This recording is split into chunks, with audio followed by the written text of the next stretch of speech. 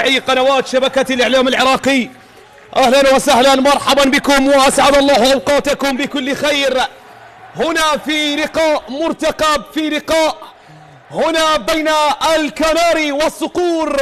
هنا مشاهدينا الكرام، القرمة يستضيف فريق نادي الكرخ لحساب منافسات الجولة السادسة عشرة هنا، وفي أول أيام هذه الجولة التي بدأت بأول مباراتين وشهدت المنافسات والمفاجآت. يطمح فريق نادي القرمة المتصدر بهجمة الأولى والتصويبة الأولى من هناك. نعم، يحاول ويهدد مرمى الكرخ هنا في ميدانه، هنا في ملعب الجولان.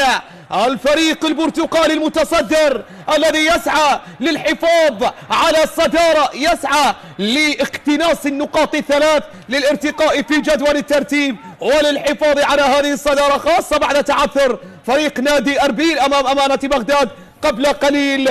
وبالتالي الكرخ أيضا الذي يتألق ويتوهج والذي يريد تقديم ومواصلة تقديم هذه المستويات الرائعة. الفريق الذي يواصل التألق الكبير منذ 7 مباريات، نعم 7 مباريات لم يتلقى الهزيمة. من هناك تشكيلة الفريقين: فريق نادي الكرخ بقيادة أيمن الحكيم، بحراسة المرمى جعفر الشيشن، والقائد مجتبى الصالح، مصطفى رميض، حسين محسن ومصعب جمال، إلى جانب حسن علي، يعني قاسم، حسين زياد، حيدر أحمد، والسنغالي اليوني فاي، وأخيرا هداف الفريق يونس حمود صاحب ال9 أهداف. فريق نادي القرمة بقيادة أنطونيو كازورلا أفضل مدرب لشهر يناير رسميا، نعم بعد 7 مباريات 5 انتصارات أو 6 مباريات 5 انتصارات وهزيمة واحدة. بحراسة المرمى اليوم محمد حميد، وخط الدفاع محمود خضير، كرار عامر، أنور طرخات، أحمد مكانزي، وسط الميدان إبراهيم سعادة، أمور فيصل ومحمد الطائي، وثلاثي خط الهجوم عبد الإله فيصل ومؤمل عبد الرضا، وأخيرا البرازيلي تياغو ليونسو. طاقم التحكيم بقيادة الحكم أمجد كامل، إلى جانب مساعدي حسين فلاح، وليد كامل، وحكما رابعا أحمد قاسم، وحكما للفار علي أحمد. كرة إلى الأمام، محاولة للبرتقالي للصقور، تسديدة ولكنها مرت. ثاني تصويبات البرتقالي، ثاني محاولات القرمة، يريد الاستثمار نعم بهذه الفرصة، بهذه المباراة، في هذه الجولة، نعم أمام نادي الكرخ. نادي الكرخ في الجولة الماضية قدم هدية، نعم عندما فرض التعادل قدم هدية لفريق القرمة عندما فرض التعادل على فريق أربيل، التعادل 1-1 الذي كلف فريق نادي أربيل فقدان الصدارة. وأيضا فريق نادي القرمة انتصر على نوروز في الدقيقة 87، نعم بهدف عمر عبد، بهدف توج من خلال فريق نادي القرمة بنقاط 3 ثمينة قفز من خلالها الصقور إلى صدارة الدوري. محاولة لكن حسين محسن الوافد الجديد في رابع مباريات القادم من نادي القاسم بعد سنوات مميزة قضاها مع فريق نادي القاسم. كرار عامر، محمد حميد. لدينا اليوم لاعبين في تشكيلة الفريقين أو في قائمة الفريقين في هذه المباراة. نعم لدينا مجتبى صالح ومحمد حميد، الثنائي الذي يعتبر في قائمة أكثر اللاعبين مشاركة في هذا الموسم. في 15 مباراة في جميع الدقائق شارك اللاعبان، نعم في جميع دقائق المباراة شارك اللاعبان. وهنا السقوط والإصابة في الكرة الماضية للاعب حسين زياد. أيمن الحكيم من هناك حكم اللقاء أمجد كامل في 5 مباريات هذا الموسم، وهي المباراة الأولى للقرمة والمباراة الأولى للكرخ. هذه الكرة الماضية وتدخل من هناك الحضور الجماهيري الكبير. فريق نادي القرمة يدخل أيضا باللاعب رقم 12 بالجمهور والدعم الكبير هنا في ملعب الجولان. القرمة 8 مباريات كمستضيف في هذا الموسم، 6 انتصارات وهزيمتين. في هذا الموسم لعب على أرضية ملعب الجولان 3 مباريات، انتصارين وتعادل، وعلى ملعب الرمادي 4 مباريات حقق فيها الانتصار ب4 انتصارات. وعلى ملعب شرار حيدر كان مستضيفا للنجف في مباراة واحدة وانتصر بثنائية نظيفة. عودة إلى الخلف القرمة هنا في ملعب الجولان، الملعب أيضا الذي يتعرض للصيانة والأعمال تجري في هذا الملعب للتوسعة أكثر لجماهير ممثل محافظة الرمادي فريق نادي القرمة، والمتصدر الذي يحاول كتابة تاريخ كبير وحافل، الفريق الذي تأسس في 2020 توج بدوري الدرجة الأولى في عام 2022 ثم وصافة الدوري الممتاز في عام 2023-24، والآن يتصدى يتألق.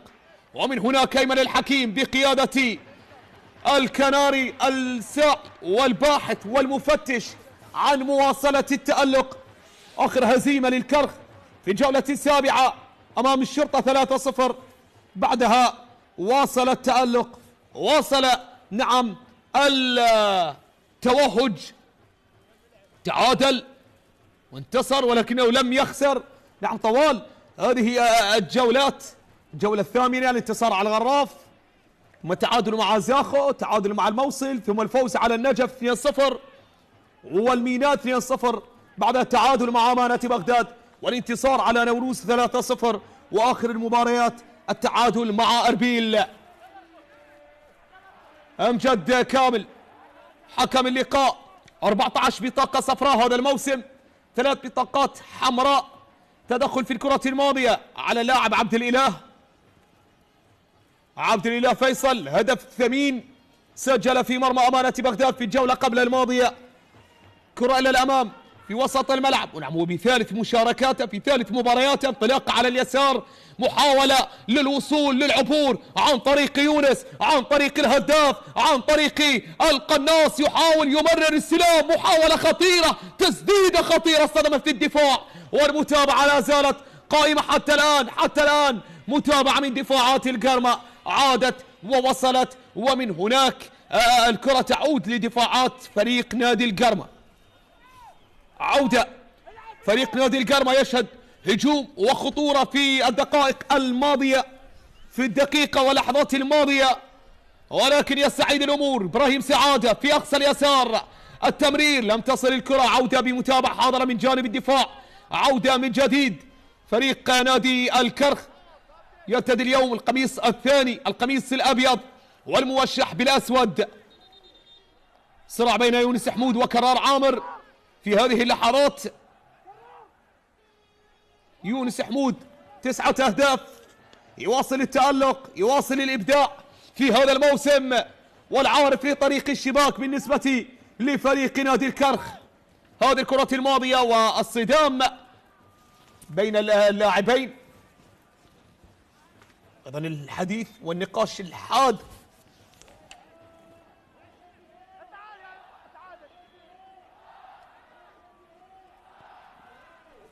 ولكن من هناك أمجد كامل يفك الاشتباك اللفظي، كرة للأمام، عودة لحارس المرمى جعفر شنيشن، 6 مباريات جعفر في هذا الموسم.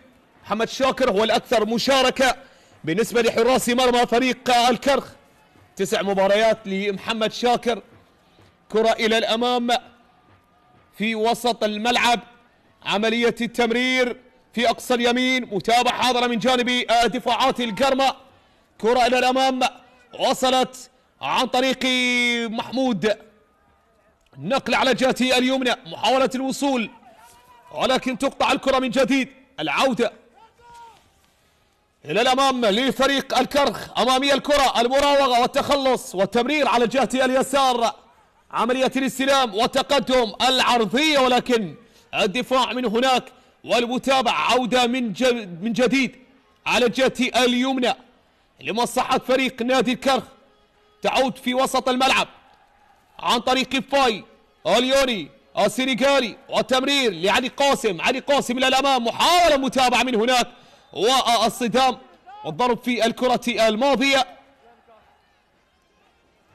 سقوط للاعب أنور طرخات المغربي، من هناك يشكو من إصابة في صدام حدث بينه وبين اللاعب يونس حمود. مباراتين قيمة في هذا اليوم وافتتحت من خلال ما طبعا الجولة 16 نوروز والانتصار على ديال 2-1. التعادل بين أمانة بغداد وأربيل، ومواجهتين تنطلق مع هذه المواجهة، وبنفس التوقيت الشرطة يستضيف النجف، والتعادل السلبي يغيم حتى الآن على أحداث المباراة. الطلبة بتعادل سلبي بعد طبعا استضافته لفريق الغراف. والآن القرمة والكرخ في موقعة ثالثة بهذا التوقيت، وغدا تستأنف منافسات الجولة 16 ب5 مباريات ب5 مواجهات بتمرير على جهة اليمين، محاولة تصل ولكن طالت إلى خارج أرضية الملعب. غدا إن شاء الله تعالى الموصل سيستضيف القوة الجوية، والقاسم يستضيف دهوك، نفط ميسان يستضيف الكهرباء، والنفط يستضيف الزوراء، وزاخو يصطدم بالميناء في صدام متقارب بين الفريقين. كرة في وسط الملعب عن طريق اللاعب محمد الطائي. اليوم محمد الطائي وعبد الإله فيصل الثنائي القادم من الدوري الأسترالي، يزج بهما المدرب أنطونيو كازورلا بالتشكيلة الأساسية. إبراهيم سعادة الأردني الذي يبقى في تشكيلة فريق نادي القرمة بعد انتقال وخروج اللاعب علي علوان. كرة في وسط الميدان في وسط الملعب، عودة عن طريق كرار عامر، كرار على جهته اليسرى باتجاه محمد الطائي، محمد والتمرير والاستلام بينه وبين أمور فيصل. أمور فيصل يحاول ولكن مقطوع الكرة. يونس حمود ينطلق، يونس يحاول يفتقدها، والعودة في وسط الميدان، تمرير عن جهة اليسار، المحاولة للقرمة، العرضية للقرمة، التسديدة ربما، ولكن من هناك جعفر شنيشن يسيطر، يتابع الكرة الماضية وعرضية أحمد مكنزي الخطيرة على جهة اليسار، تقدم حاول ولكن من هناك جعفر يتابع. أحمد مكنزي غياب واحد في هذا الموسم، كان أمام أمانة بغداد في الجولة 14، سجل 3 أهداف، صنع 3 أهداف بمستويات رائعة يقدمها مكنزي. عودة على جهة اليسار، أمور فيصل، إبراهيم سعادة، عملية الاستلام، تقدم وتمرير على الجهة اليمنى باتجاه اللاعب محمود خضير، محمود وكرار، كرار عامر، يحاول كرار عامر في وسط الملعب، حاولت التمرير، كرة إلى الأمام ولكن غابت الرقابة الهجومية وحضرت المتابعة الدفاعية لفريق نادي الكرخ.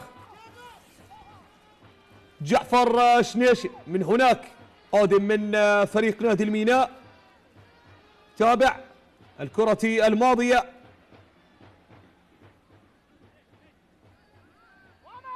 ثلاث مباريات لجعفر بالشباك النظيفة، كرة إلى الأمام بشباك النظيفة، 3 مباريات لجعفر، عودة إلى الأمام. سنذكر اليوم أرقام وإحصائيات فيها من يخدم الفريقين وفيها من لم يتألق وربما لا تسعد الفريقين ولا جماهير الفريقين.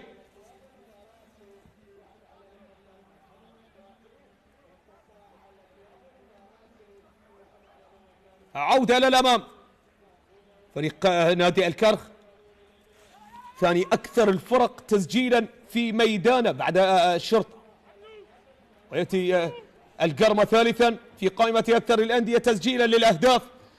نعم في ملعب، كرة إلى الأمام في وسط الميدان، العماصحاتي، كرار عامر، كرار إلى الأمام، يتقدم، ينتظر، يبحث ويمرر على جهة اليمنى. إبراهيم سعادة يفتقد الكرة من هناك، وهناك هجمة على اليسار لفريق الكرخ، يحاول يتقدم ولكن متابعة حاضرة من جانب كرار عامر. كرار عامر من هناك يحافظ على الكرة، يفضل التقدم ويفضل من هناك الهروب بالكرة فرديا، ولكن هذا يكلف الفقدان، وهذه كرة خطيرة للقرمة، تسديد أو للكرخ، والمتابعة لدفاعات القرمة من جانب اللاعب محمد الطائي. من هناك الحارس محمد حميد، القائد محمد حميد يطالب بمخالفة من هناك هذه كرة كرار عامر، ومن أمام يونس حمود. كرار من هناك، فضل المراوغة وفضل الحفاظ على الكرة بمهارة الفردية، يتقدم إلى الأمام ويونس استعادها. يونس حمود مع خطورة كرخية يحاول من خلالها الأبيض في هذا اللقاء، والكراري كما عهدناه وعرفناه الضربة الركنية الأولى وللكرخ. المحاولة طالت الكرة وعادت، لا زالت حاضرة، لا زالت داخل الميدان، ولكن أمجد كامل ورمية جانبية لمصلحة نادي القرمة. أمور فيصل من هناك يواجه الفريق السابق له، الفريق الذي احتضن موهبة في بداية خاصة في موسم 2018-2019 قبل أن ينتقل للكهرباء. الانطلاق كان في عام 2014 من الكرخ، انتقل للحدود ثم عاد للكرخ في موسم 2018-2019 ثم انتقل إلى الكهرباء، والآن مع القرمة. كرة للأمام على جهة اليمنى، محاولة للإبقاء عليها في داخل الميدان. ينجح من هناك عبد الإله فيصل، وبهجمة لا زالت قائمة حتى الآن للقرمة، يحاولون يتقدمون. التمرير اليونسو يحاول تياغو البرازيلي من هناك يفتقدها، والعودة بكونتر اتاك سريع لفريق القرمة. انطلاقة على جهة اليمنى، يحاولون يتقدمون يصلون للقرمة، غطير الكرة وللكرخ، المراوغة والعبور، ولكن استعادة قرموية في الكرة الماضية أمام الهجمة الكرخية البيضاء. يحاول من خلالها الكرخ الوصول إلى مرمى محمد حميد. 32 نقطة للقرمة في هذا الموقف، وفي هذا الحال 33، والكرخ 27 في الترتيب الحالي. في 27 نقطة بالمناسبة. الكرخ بالمركز السادس، والقرمة يبقى متصدرا. 10 انتصارات للقرمة، تعادلين و3 هزائم، سجل 20 واستقبل 7. الأقل استقبالا للأهداف رفقة القوة الجوية، وهو أيضا الأقل تعادل رفقة الشرطة. أرقام جيدة للقرمة يشترك بها مع أيضا كبار الدوري. الكرخ أيضا يتواجد من هناك 7 انتصارات، 6 تعادلات وهزيمتين فقط، سجل 23 واستقبل 16. هذه الأرقام الحالية والإحصائيات الحالية على مستوى جدول ترتيب أنور طرخات. ثاني محطات أنور في دور النجوم بعد تمثيله لنادي الزوراء. عودة على اليسار رائع وذكية، والتمرير بكعبين بمحاولتين بلمستين رائعتين من الثنائي أمور فيصل وأحمد مكنزي نجوم المنتخب الأولمبي. عودة من هناك، رمية جانبية، عودة من جديد على اليسار، محاولة الدخول، ولكن متابعة من دفاعات الكرخ في هذه اللحظات في مهمة صعبة للكرخ في هذا الميدان، ولكن بإمكانيات مدرب خبير ومحنك. نتحدث عن أيمن الحكيم، وأيضا بإمكانيات الأسماء التي تتواجد في قائمة الكرخ بين الخبرة وعنصر الشباب أيضا. هذه المزايا التي يتميز بها فريق نهضة الكرخ. على اليمين محاولة عرضية خطيرة، ولكن الدفاع لا زالت قائمة. حسين محسن يتابعها، حسين محسن وعلى مرتين، وخطأ لدفاعات نادي الكرخ. خطأ من هناك، أمجد كامل يشير لمخالفة. أنطونيو كازورلا في مسيرة رائعة في ملاعب السعودية خاصة مع الحزم عظمك. عاملة هناك أيضا في الملاعب الإسبانية كمساعد للمدرب، واكتسب في هذه المسيرة العديد من الخبرات. تمريرة من هناك في أقصى اليمين وصلت، وكان هناك بمحاولة سريعة عن طريق عبد الإله فيصل، كاد أن يقترب من مرمى فريق نادي الكرخ، ومن مرمى جعفر إلى خارج أرضية الملعب. عودة من جديد لمحمد حميد، أنور طرخت يتقدم حتى الآن، هناك تحفظ وبنفس التوقيت هناك نوعا من محاولة المجازفة والهجوم مع تحفظ. نعم، نسبة التحفظ هي التي تسيطر وتهيمن في هذه اللحظات. كرة في وسط الملعب، تمريرة على الجهة اليمنى، محاولة المرور، استعادة وإلى الأمام لفريق نادي الكرخ، محاولة الوصول والعبور، قطعت الكرة وعادت من جانب إبراهيم سعادة، تمرير، متابعة حاضرة وعن طريق اللاعب حسين محسن المقصية. حسين محسن خبرة طويلة لهذا اللاعب مع القوة الجوية أيضا. كرة على اليمين، محاولة تقدم إلى الأمام، محاولة المرور، التحضير، التسديد، ولكن علي قاسم بتصويبة مرت إلى خارج أرضية الملعب، تحولت بعد ذلك إلى ضربة مرمى. علي قاسم المباراة رقم 14، هدفين لعلي في هذا الموسم، صنع هدف، سجل هدفين. تسديدة أرادها نعم صعبة ومعقدة على الحارس، ولكن تفتقد جزء كبير من الدقة، تمر وتتحول من هناك لحارس المرمى من جديد لجعفر شنيشن. من هناك حضور جماهيري كبير لأنصار وعشاق فريق القرمة، والحضور الجماهيري يستمر حتى الآن بتوافد مستمر، دخول مستمر للجماهير التي تتوافد إلى مدرجات ملعب اللقاء الذي عاد إلى الخدمة. نعم، ملعب الجولان، عودة للأمام على اليسار، محاولة ولكن استعادة من حسين محسن، وعودة للقرمة ولنعم للكرخ، عودة من جديد على الجهة اليمنى، تمريرة في أقصى اليسار للكرخ، المحاولة ولكن عند حارس المرمى محمد حميد.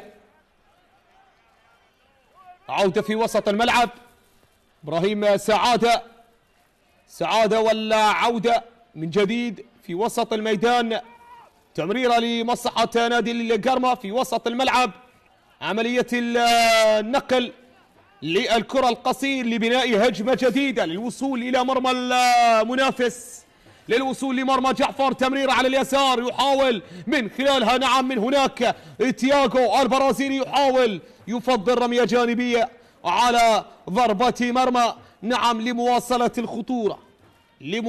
الخطورة في هذه اللحظات.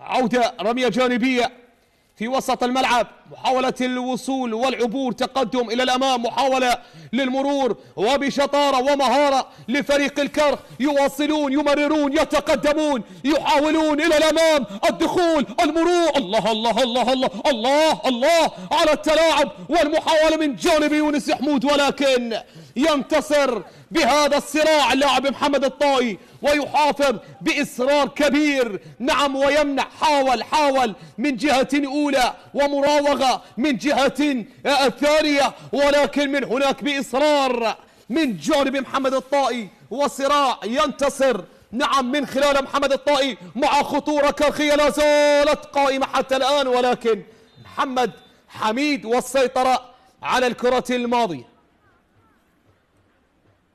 لمحمد حميد. عودة من جديد لمصلحة عناصر نادي القرمة، عودة إلى الأمام، مخالفتين على فريق الكرخ مقابل خطأ على فريق نادي القرمة. عودة من جديد في وسط الملعب، أحمد مكنزي، تمريرة لكرار عامر، كرار وإلى الأمام يحاول يتقدم، توج مع الشرطة مرتين في لقب الدوري كرار عامر موسم 21-22 وفي موسم 23-24، بطولة الكأس أيضا مع القيثارة في عام 2024. قادم من الطلبة، تمريرة على اليسار، محاولة لأموري فيصل، أموري من هناك، أموري والصراع، أموري من هناك، علي قاسم، استعادة للكرخ، تقدم إلى الأمام، محاولة المرور والوصول والتقدم عن طريق اللاعب حيدر أحمد، ولكن لم تمر الكرة، وتمريرة مصعب جمال مصعب جمال الرائع، سجل هدف وساهم أو صنع هدف أيضا. تمرير على اليسار، محاولة لفريق نادي القرمة، متابعة رائعة من جانب حسين محسن، وتمريرة أيضا رائعة بخطورة من جانب نادي القرمة الذي يسعى ويواصل الضغط الكبير ويبحث بالتمريرات بتفتيش مستمر عن الحلول للوصول إلى مرمى جعفر، بينما أمجد كامل يبتسم بقرار ماذا؟ بقرار يأتي من الفار أو بحديث تداول مع علي أحمد المتواجد في الشاشة الصغيرة في غرفة الفار. كانت هناك لمسة يد على اليوني فاي السنغالي، متابعة واستئناف لا وجود لركلة جزاء، عودة من جديد، رمية جانبية، حسين زياد، يونس حمود حتى الآن، هذا الخطير، هذا المزعج لفريق نادي القرمة. 9 أهداف لم تأتي من فراغ، قادم من نادي النجف. يونس حمود من أثمن الصفقات والأسماء التي عززت من خلال إدارة نادي الكرخ التشكيل والقائمة. اللاعب يونس حمود لاعب جيد، قوة جسمانية وخطورة على المرمى، كرة في وسط الملعب، كرار عامر، كرار يتقدم من هناك، أيضا يعتبر من الإضافات القوية لما يمتلك من خبرة، أيضا قادم من الطلبة، أيضا مثل النجف كرار عامر ويونس حمود، الثنائي الذي مثل نادي النجف في فترة من الفترات. عودة للأمام، محاولة الوصول والعبور في وسط الملعب لمصلحة نادي القرمة. مصعب جمال يقطعها إلى خارج أرضية الملعب، هذا هو مصعب. كرة الماضية خطورة وسرعة ومهارة اللاعب الذي أيضا مثل الطلبة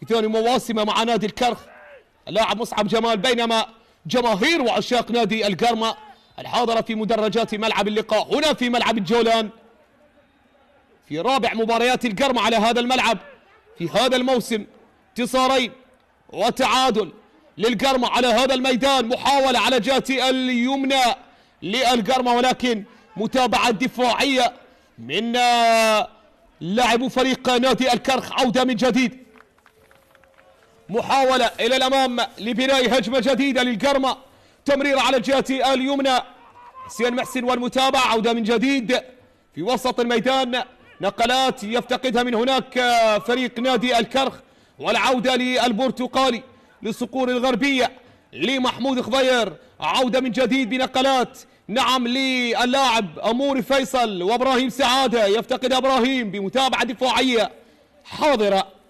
وبتركيز عالي ورقابة من دفاعات نادي الكرخ. عودة على اليسار من مكنزي لإبراهيم سعادة بتمريرة على جهة اليمين، وصلت وعادت عملية المحاولة للاستعادة، ولكن مرة تحولت إلى خارج أرضية الملعب.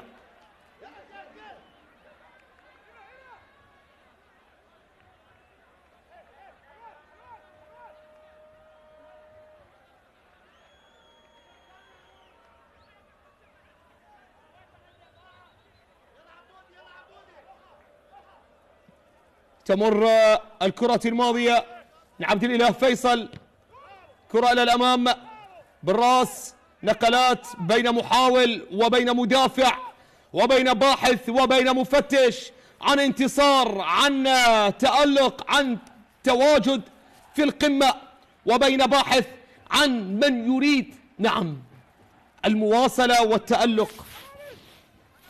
عودة في وسط الملعب، أمور فيصل، تمريرة من محمود خضير، عملية الاستلام، محاولة عبد الله فيصل، تمريرة، تسيب واستلام، محاولة، ولكن من هناك اليوني فاي السنغالي يتدخل بالتوقيت المناسب، من هناك بمتابعة حاضرة، بانطلاقة سريعة، بمحاولة خطيرة من جانب محمود خضير، ولكن اليوني فاي يتابع الكرة الماضية. عودة من جديد تلعب بتمريرة بعرضية، محاولة راسية،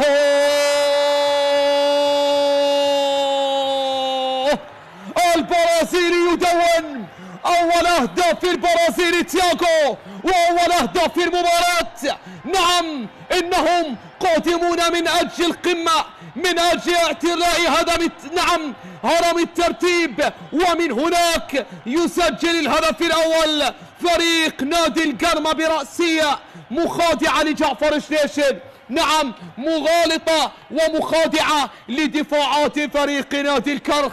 هدف أول يسجل في هذه اللحظات عن طريق البرازيلي تياغو في خامس ظهور، في خامس مباراة للبرازيلي. نعم ليونسو تياغو بكرة وعرضية ورأسية من هناك تخدع الجميع وتسجل أول الأهداف لفريق نادي الكرخ. نعم 1-0 بهدف رائع وبرأسية ذكية تخدع أكبر الحراس، نعم وتخدع أيضا أكبر المدافعين والدفاعات. هكذا كرات نعم لا يتوقعها الدفاع، ويصعب على حارس المرمى التنبؤ بها وتوقع أين ستذهب، أين ستدخل، أين ستستقر. نعم واستقرت في نهاية المطاف في شباك جعفر شنيشن، معلنة عن هدف الأول لفريق القرمة. عودة من جديد لفريق الكرخ إلى الأمام في وسط الميدان، اليونيفاي لعلي قاسم، عودة على الجهة اليمنى، عودة من جديد، تمريرة إلى الأمام، كرة بالراس على اليسار لمصلحة فريق نادي القرمة. على اليسار نقلات مستمرة، تقدم إلى الأمام، نقلة على الجهة اليمين لكرار عامر.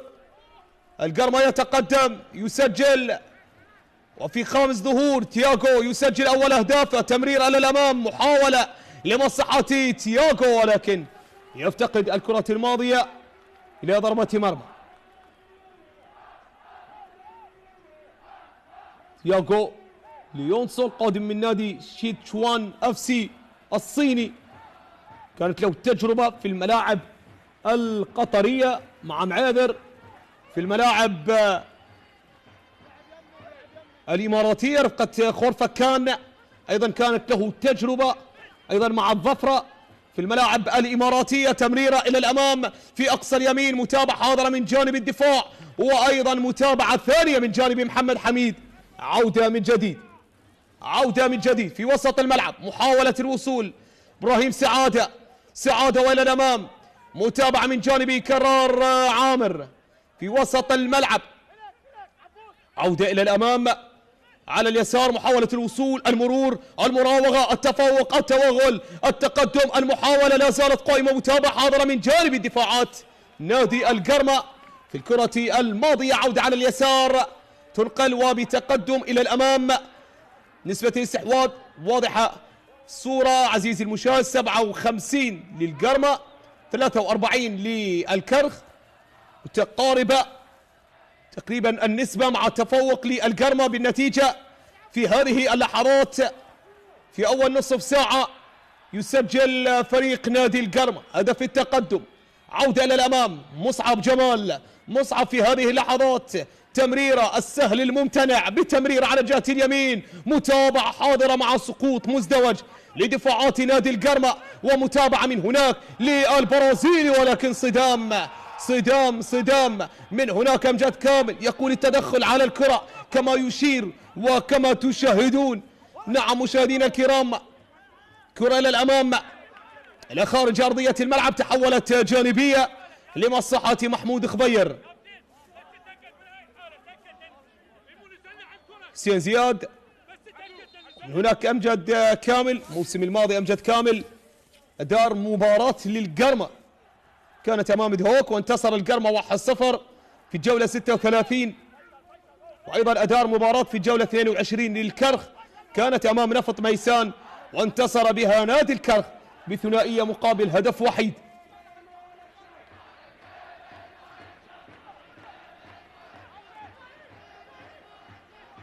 محمود خبير رمية جانبية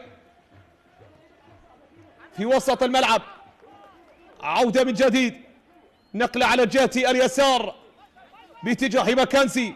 أحمد حسن، أحمد يحاول يمرر لإبراهيم سعادة في أقصى اليمين. إبراهيم النقلة ممتازة باتجاه عبد الإله فيصل. الله الله على نقلة من أمور فيصل، ولكن متابعة من جانب اللاعب حسين محسن، وأيضا حارس المرمى جعفر.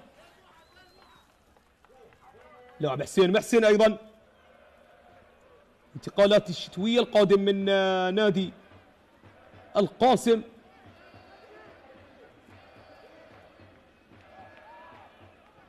مثل القوة الجوية، النفط، نفط الوسط، نعم نفط الوسط والديوانية. في وسط الملعب عودة من جديد، تدخل من هناك صافرة على اللاعب علي قاسم. علي قاسم من هناك تفاجأ بالقرار. علي قاسم يوسف قادم من نفط الوسط، مثل الميناء أيضا.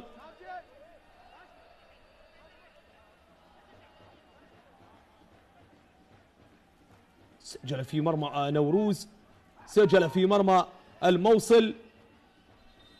هذه الكرة الماضية والصدام مع اللاعب إبراهيم سعادة النجم الأردني،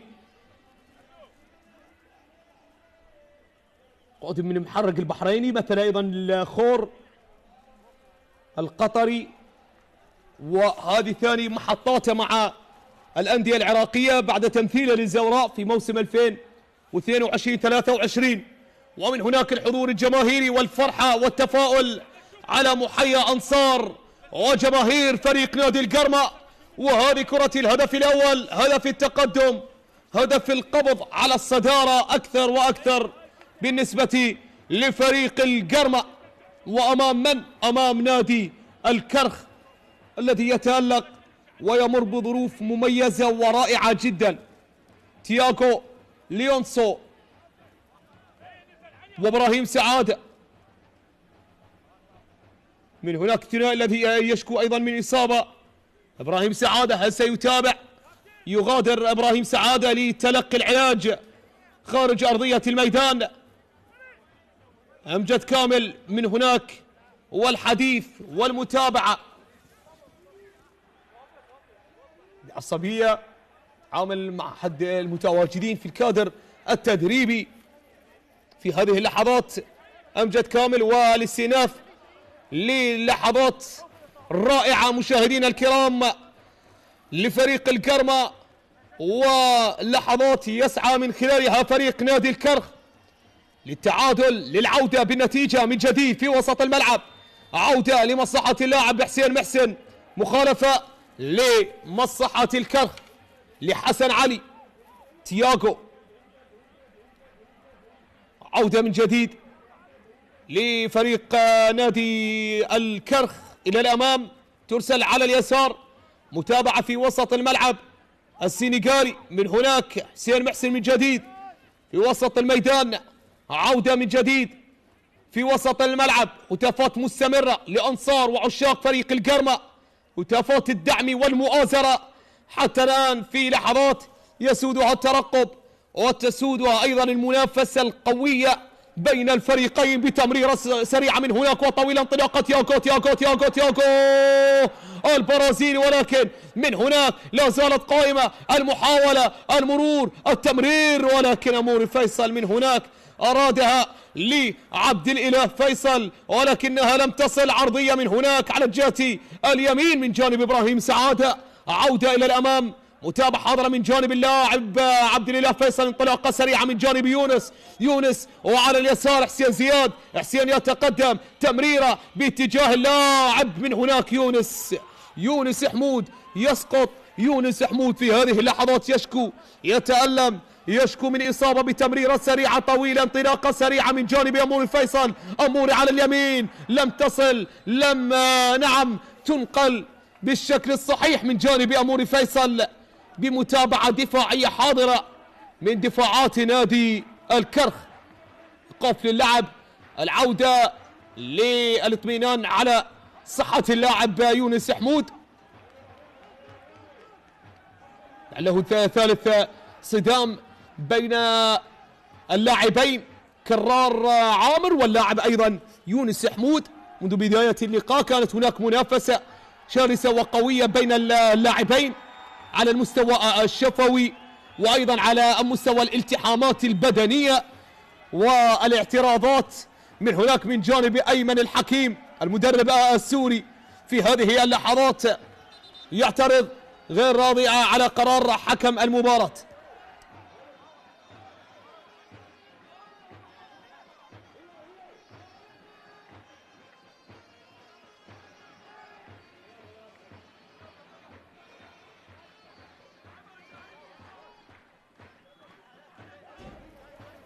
أيمن الحكيم من جديد يعترض.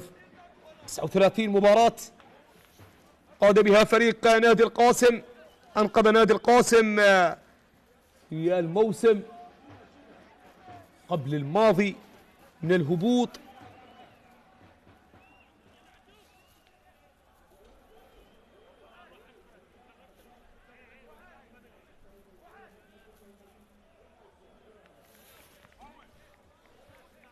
إذن في لقاء ثالث تاريخيا بين الفريقين مشاهدينا الكرام. الموسم الماضي أول مواجهة تجمع الفريقين، أول موسم يجمع الكرخ بالقرمة. نعم، في مباراة الذهاب الانتصار كان للكرخ بهدف النيجيري إيزي كالفين في استاد الرمادي، وأيضا في الجولة 16 أول مباراة جمعت الفريقين، وأيضا في شهر يناير كانت في 23 يناير 2025 في استاد الرمادي 1-0 للكرخ. وفي الإياب في الجولة الرابعة والثلاثين نعم في ملعب شرار حيدر في 19 من مايو من العام الماضي انتصر القرمة بهدف منتظر عبد الأمير. المباراة التي شهدت طرد اللاعب جعفر عبيس في الدقيقة 5 ثم سجل القرمة في الدقيقة 9 وبقت النتيجة على حالها حتى النهاية. انتصار لكل فريق وهدف لكل فريق. عودة لخارج أرضية الملعب. نسبة الاستحواذ بدرجة واحدة تزداد الآن للقرمة بنسبة 58 مع إبقاء نفس الرتم لنفس الأداء لنفس السيطرة والوتيرة. مشاهدينا الكرام، الوتيرة لم تتصاعد أكثر، لا زالت حاضرة حتى الآن، وفي شوط أول عنوانه هدف واحد بفرصة واحدة.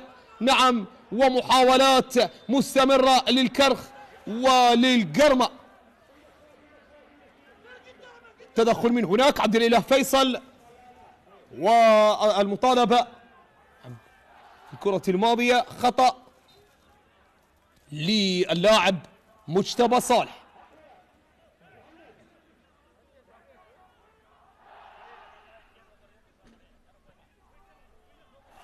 كرة إلى الأمام، متابعة حاضرة من جانب الحارس محمد حميد ودفاعات القرمة.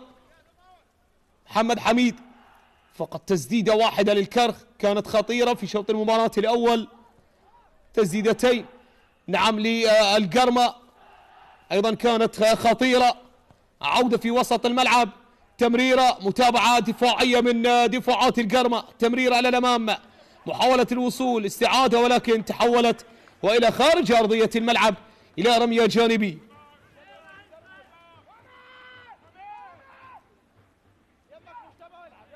إبراهيم سعادة من هناك، تمريرة، رمية جانبية على اليسار يفتقدها نادي الكرخ في هذه اللحظات اللي تتحول بعد ذلك إلى خارج أرضية الملعب.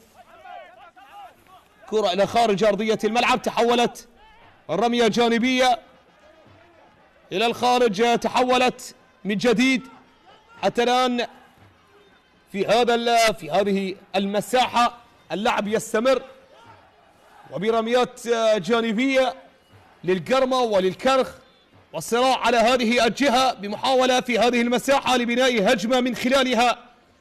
من هناك التمرير، تعود الكرة من جديد في وسط الميدان، محاولة استعادة للقرمة في وسط الملعب، تقدم إلى الأمام، محاولة الوصول، المراوغة، التمرير لكرار عامر. كرار عامر والتمرير على الجهة اليمين، متابعة حاضرة في وسط الملعب، عودة للخلف، عودة في وسط الملعب. اليوني فاي دقيقتين كوقت محتسب بدلا للضاع، انطلاقة من هناك، ولكن أيضا كرار عامر والصراع والحديث بلغة الأقدام بين كرار عامر ويونس حمود.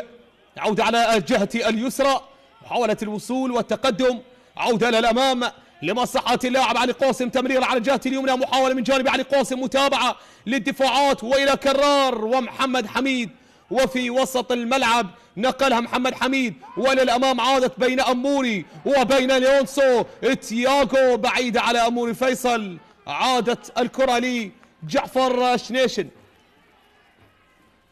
جعفر، دقيقة إضافية أولى تنقضي، تنتهي وتختفي، ودقيقة إضافية واحدة تبقت، الكرخ يبحث من خلالها لتسجيل التعادل والذهاب إلى الاستراحة، ومتعادلين، بينما القرمة يسعى للحفاظ أو لمضاعفة هذه النتيجة وللذهاب، طبعا للذهاب إلى غرفة تغيير الملابس بأريحية والسيطرة تامة. أموري فيصل الخطير الداينامو يحاول رمية جانبية إلى الأمام، كرار عامر متابع حاضر من جانب اليوني فاي.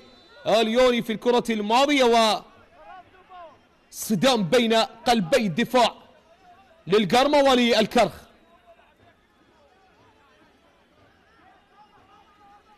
خطأ من هناك لفريق الكرخ في وسط الميدان، هذه الكرة الماضية والصدام. كرار عامر أداء مميز حتى الآن، يسعى وبعزم كبير لهذا اللاعب العودة بأداء مميز. تشكيلة، نعم، بالتشكيلة الأساسية 15 مباراة، تمرير على الجهة اليمنى، يحاول من هناك محاولة من مصعب جمال، مصعب يحاول، مصعب في وسط الملعب، عودة من جديد، وصافرة حكم اللقاء مشاهدينا الكرام تعلن عن نهاية الشوط المباراة الأول بتقدم نادي القرمة بهدف واحد على حساب نادي الكرخ هنا في ملعب الجولان لحساب اليوم الأول من الجولة السادسة عشر. مشاهدينا الكرام لا تذهبوا بعيدا، بعد الاستراحة لنا عودة إن شاء الله. دمتم بخير والسلام عليكم.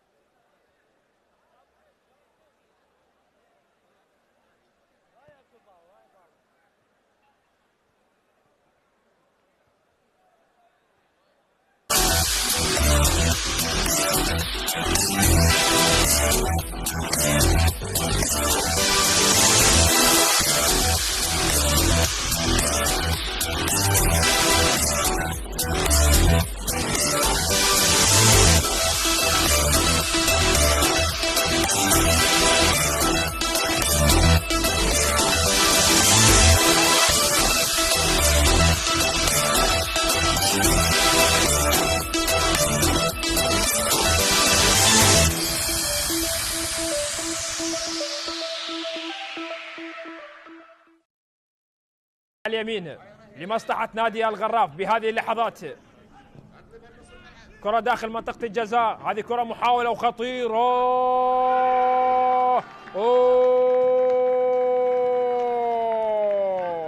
جول لنادي الغراف، يواصل عروضه القوية، يسجل هدف لمصلحة أحمد ناظم. أول له في هذا الموسم بكرة ممتازة لأحمد ناظم، وجد نفسه من أمام حارس المرمى وسجلها بهدوء، سجلها بخبرة. أحمد ناظم كرة كانت ممتازة، وضع قدمه اليسارية، سجلها في مرمى نادي ديالى، ليأتي أول أهداف المباراة. 1-0 لأبناء ذي قار بأقدام أحمد ناظم. 1-0 الآن لمصلحة نادي الغراف، يسجلون أولى الأهداف. نعم أحمد ناظم، وهدف ممتاز. حاول صناعة فرصة جديدة والتقدم فيها للأمام، لعب كرة ممتازة وخطيرة للأمام، هذه محاولة تاندية. الله الله الله الله الله، جول التعادل. المالي يسجل في مرمى الغراف، هنا الاستلام وهنا الكرة، الله، وضعها بهدوء بمرمى نادي الغراف بكرة ممتازة، سجلها تانديا ليسجل هدف التعادل لمصلحة نادي ديالى. الله على الاستلام، والله على مواجهة حارس المرمى. 1-0 الآن لمصلحة نادي ديالى، يسجل عن طريق إبراهيم تانديا هدف التعادل. 1-1. تمريرة مجتمع داخل منطقة الجزاء.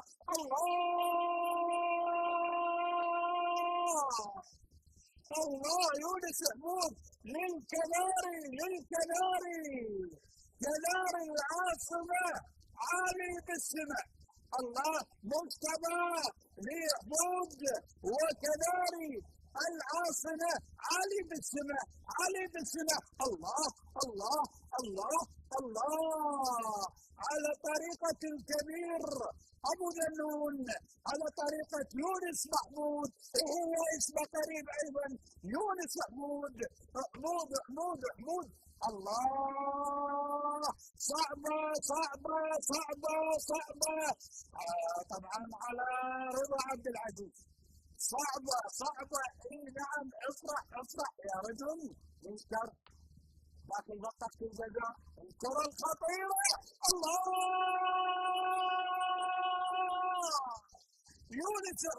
يونس حمود.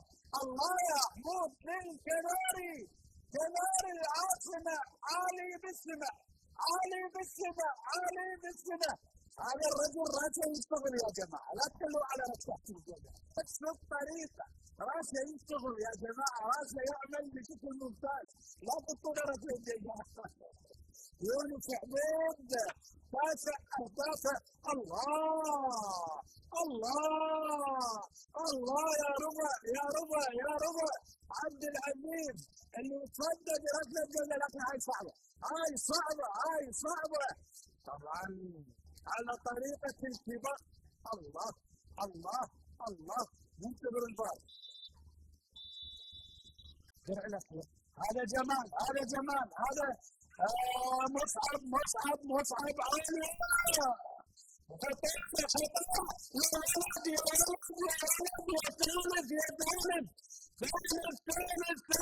ثالث للكناري، كناري العاصمة عالي بالسماء العجيب. يعني ما اعتقد على قاسم سجل على لفت لسان. بدأت القصة من مصعب. الله، قوية ترقية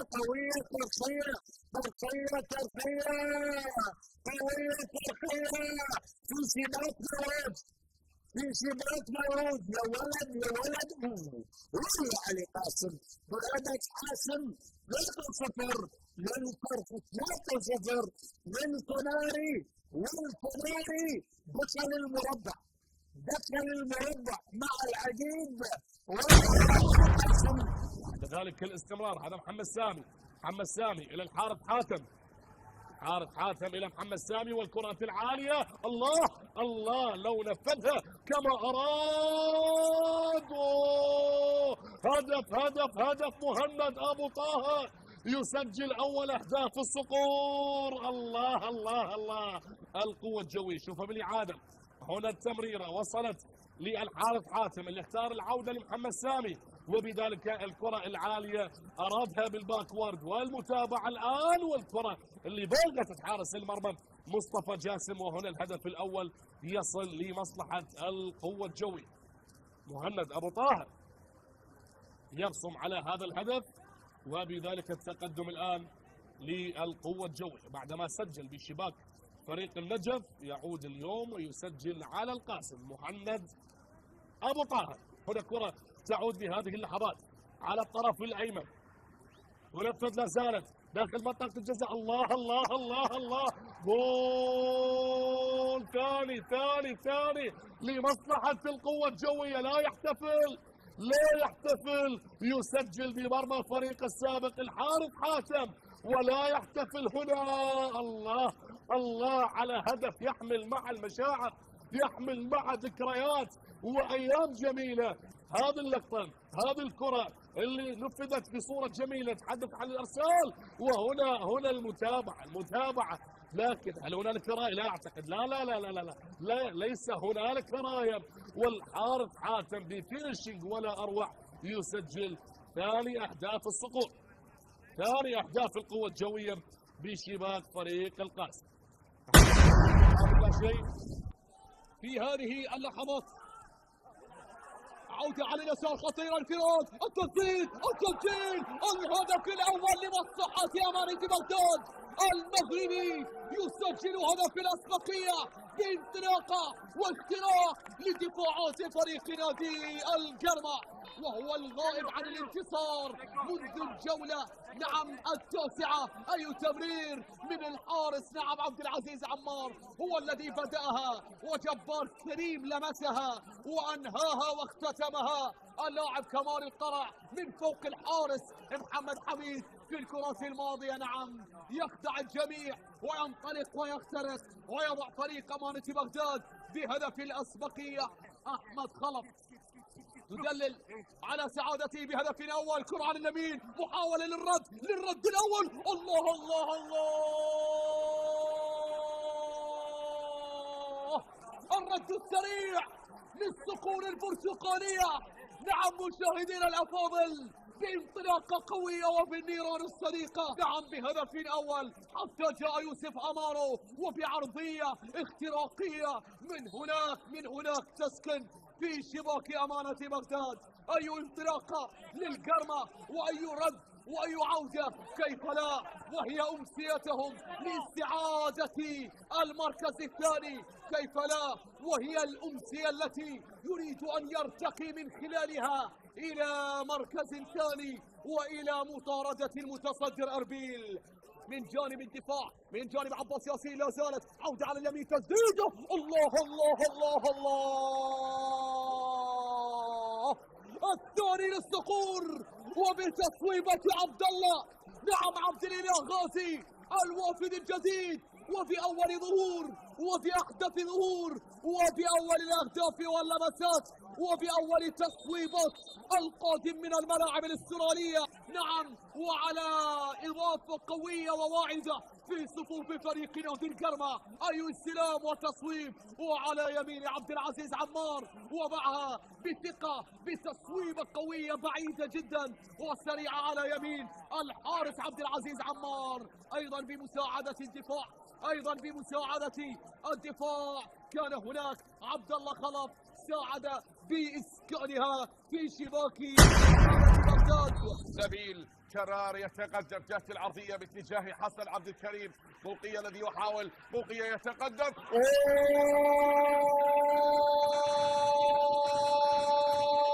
للنوارس. حسن عبد الكريم يسجل هدف أول. هنا للنوارس، هنا لنادي الزوراء، هنا للزعيم، هنا حسن عبد الكريم في هذه المباراة. شاهد هنا التقدم، هنا الاسيست الرائع، وحسن عبد الكريم الذي لا يتراجع حاول وتقدم بالكرة الماضية من كرار نبيل بنبل كرار إلى حسن عبد الكريم، يكرم النجف بهدف أول بهذا التقدم للنورس الأبيض للزعيم حسن عبد الكريم. للزعيم حسن عبد الكريم يسجل الهدف الأول. حلقت النوارس هنا بأول أهداف المباراة بالهدف الأول لنادي الزوراء عن طريق اللاعب حسن عبد الكريم. حسن عبد الكريم تقدم الآن، حسن عبد الكريم مر بالكرة، حسن يريد أن يعلن عن الهدف الثاني. الله القائم، جول جول جول جول جول جول جول. يوسف عزيز من البديل من البطاقة الرابعة، يوسف عزيز يسجل الهدف الثاني في المباراة هنا للزوراء. هنا التقدم، حسن عبد الكريم تقدم وهنا سدد بالقائم الايمن، لكن يوسف لم يكذب خبر، يوسف لم يكذب خبر ويسكن الكرة في مرمى النجف ليعلن حتى يتحدى ليقول ها هو الزعيم، ها هو الزعيم، نعم ها هم النوارس. فأنا أقول يا النوارس نعم بهذه الإثارة، يا النوارس بهذه المتعة. لذلك يسار أحمد عند ثلاث ألقاب هنا المحاولة خطيرة الآن الطلبة ولكن سرنج الخبرة. الله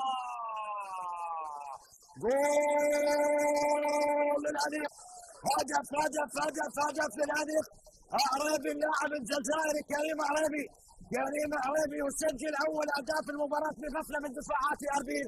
حاول معها حارس المرمى خبره سرحان محسن، لكن بعد ذلك جاءت المتابعه من كريم عريبي ليسكنها الشباك ويسجل اول اهداف المباراه للطلبه. اذا الدقيقه الثالثه كريم عريبي يفتتح التسجيل في مرمى اربيل، وهنا الصوره على كريم عريبي اللي يشارك اساسي في هذا اللقاء، لذلك يفتتح التسجيل الانيق اللي يحاول ان يعوض خسارته من الميناء في الجوله الماضيه. لاحظ الاعاده، لاحظ اللقطه، لاحظ الهجوم الان لمصلحه الفريق اربيل داخل منطقه الجزائر. حلوه الان فريق الطلبه يسجل اول اهداف المباراه. لاحظ اللقطه والتمريره بشكل رائع، وسيف رشيد يصطد بحارس المرمى سرهنج، لكن كريم عريبي يودعها في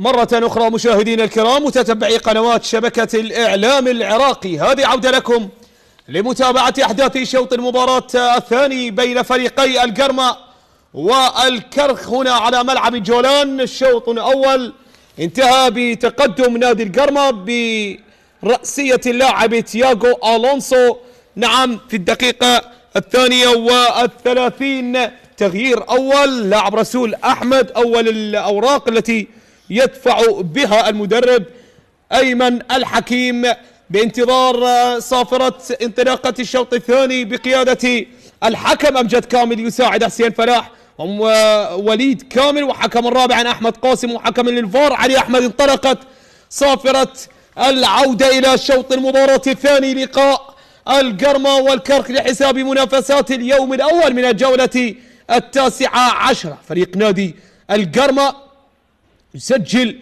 وبرأسية اللاعب تياغو دي لونسو، نعم اللاعب الذي يسجل الهدف طبعا بضربة الرأس الثالث هذا الموسم لنادي القرمة.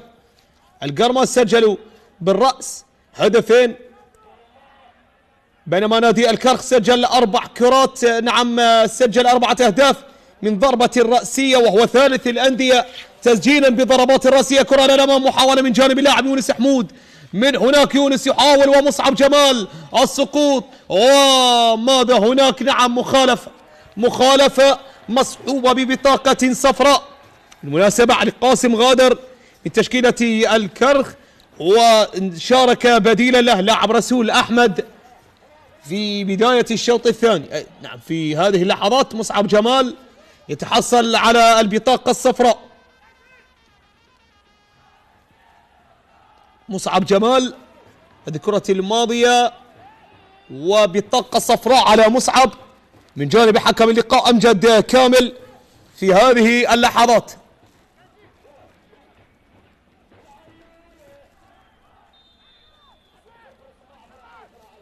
يقول بأن هناك تمثيل من جانب اللاعب مصعب واصطنع السقوط، هكذا يقول حكم اللقاء أمجد كامل ببطاقة صفراء. من هناك يشيرها بوجه اللاعب مصعب جمال، كرة إلى خارج أرضية الملعب، متابعة من جانب اللاعب حسين محسن في الكرة الماضية، رمية جانبية.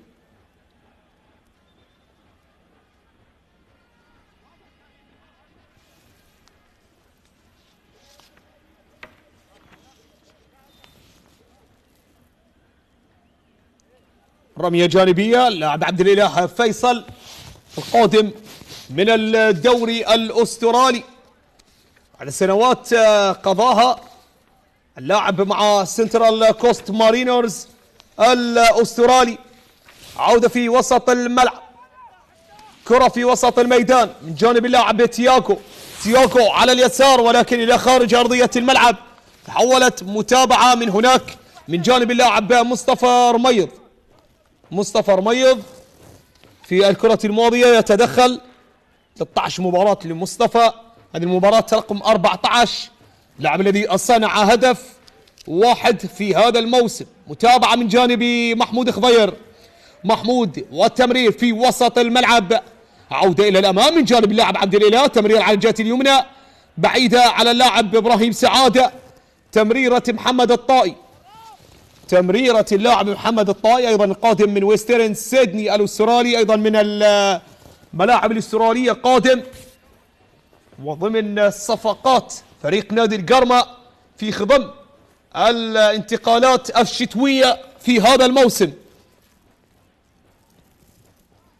مجتبى صالح يشكو من إصابة، يشكو من آلام على مستوى مشط القدم اليسرى. القائد من هناك يتابع، مجتبى يقدم أداء رائع في هذا الموسم، كما ذكرنا بأنه شارك في كل المباريات. قادم من نادي القاسم أيضا، لدينا كثير من اللاعبين مثلوا نادي القاسم، أيضا اللاعب حسين محسن في فترة مميزة، لاعب حسن علي برهي ومؤمر راشد.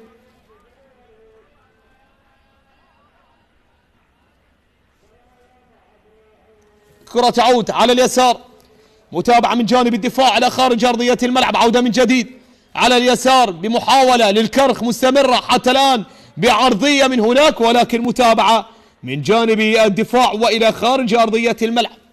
كرة إلى خارج أرضية الملعب، تحولت بعد ذلك على اللاعب ومحاولة اللاعب حسين زياد، ضربة ركنية للكرخ يسعى من خلالها الكناري تعديل الكفة والعودة إلى نقطة البداية. مجتبى ترسل الكرة عالية، محاولة بالراس خطيرة، متابعة حاضرة من جانب الدفاع، عودة من جانب أموري فيصل وعلى مرتين بضربة ركنية ثالثة للكرخ. كرة إلى الأمام، تقدم على الجهة اليمنى، انطلاقة سريعة، محاولة المرور، العبور، المراوغ، ولكن متابعة حاضرة من جانب الدفاع، استعادة جيدة للكرة الماضية. عودة في وسط الميدان، مصطفى رميض، عملية الدوران والنظر والمتابعة وعملية المسح لأرضية الميدان، نعم لرؤية من هو الأفضل تواجد في المركز، نعم المثالي. عودة في وسط الملعب من هناك عن طريق إبراهيم سعادة، لا كرار أو لمكنزي، مكنزي من جديد، لأنور طرخات بعد مغادرته للزوراء. أنور طرخات عاد للجزائر. السقوط والشكوى من إصابة. ألف سلامة للاعب مصعب.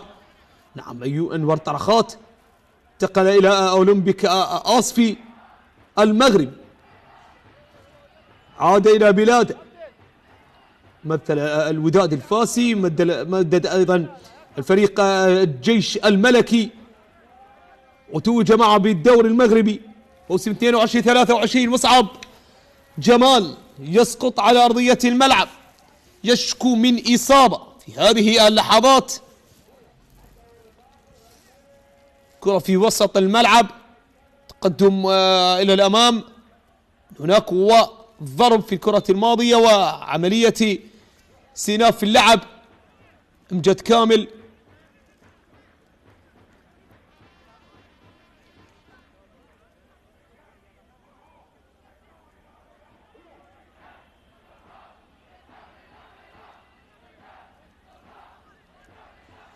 أيمن الحكيم المدرب السوري، من هناك فترة مميزة قضاها مع الأندية السورية، مع الوحدة، مع فريق الجيش، مع الفتوة، مع الكرامة، أيضا درب في الملاعب الأردنية من بوابة اتحاد الرمثة والرمثة، وأيضا فريق نادي الحسين أربد. أيضا درب في العراق أندية دهوك في موسم 2011-2012، فريق نادي القاسم في الموسم الماضي وقبل الماضي. أيضا درب المنتخب السوري الأولمبي والمنتخب السوري الأول في عام 2016-2017، منتخب الشباب السوري أيضا. 66 سنة لأيمن الحكيم. في الموسم الماضي حصد جائزة أفضل مدرب في شهر أبريل عام 2025. استئناف وعودة من جديد مشاهدينا الكرام، مع مخالفة تحصل عليها فريق نادي القرمة من جديد إلى الأمام إلى خارج أرضية الملعب. تحولت محاولة طالت وإلى ضربة مرمى لجعفر شنيش. أمور فيصل يحاول من هناك ويفتش، المهارة والسرعة فردية رائعة لهذا اللاعب. كرة إلى الأمام، عودة في وسط الملعب لفريق نادي الكرخ، متابعة حاضرة من جانب القرمة لإبراهيم سعادة، عملية الاستلام عبد الإله فيصل. عبد الإله من هناك يحاول والصافرة ومخالفة تحصل عليها عبد الإله في هذه اللحظات. خطأ في هذه الدقائق.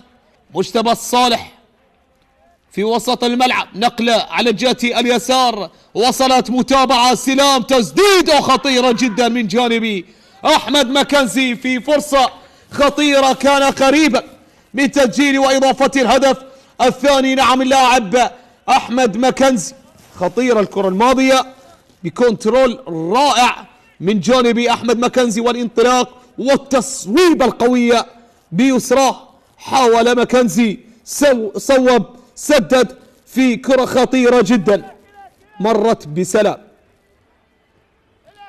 توج بالسوبر العراقي مع نادي الزوراء، مثل الزوراء والنجف وأربيل والقوة الجوية. عودة للأمام، متابعة من جانب أنور طرخات، عودة لحارس المرمى محمد حميد، وصلت لطرخات من جديد، تمرير وإلى خارج أرضية الملعب.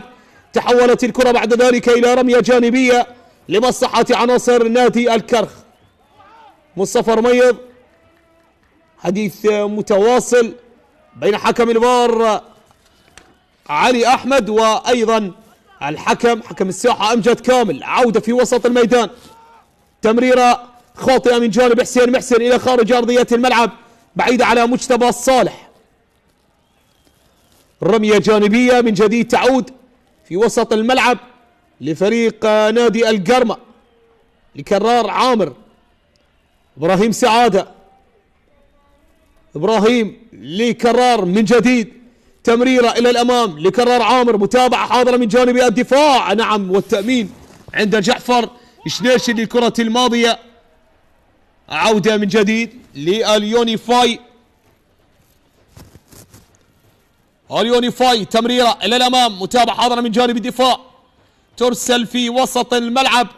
عودة من جديد، صراع مستمر مع حيدر أحمد، حيدر يحاول، إبراهيم سعادة نقل على جهة اليمين باتجاه اللاعب عبد الإله فيصل، عبد الإله يمنحها من الخروج، يرسلها عرضية خطيرة،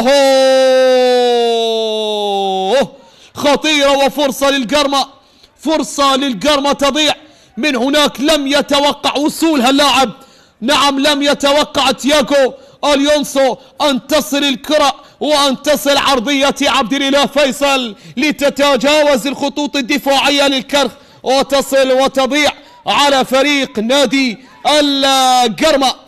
عودة إلى الأمام، نقل للاعب ماكنزي أحمد حسن، وإلى الأمام أحمد حسن والتمرير، الانفراد، المحاولة، فيصل أموري يحاول،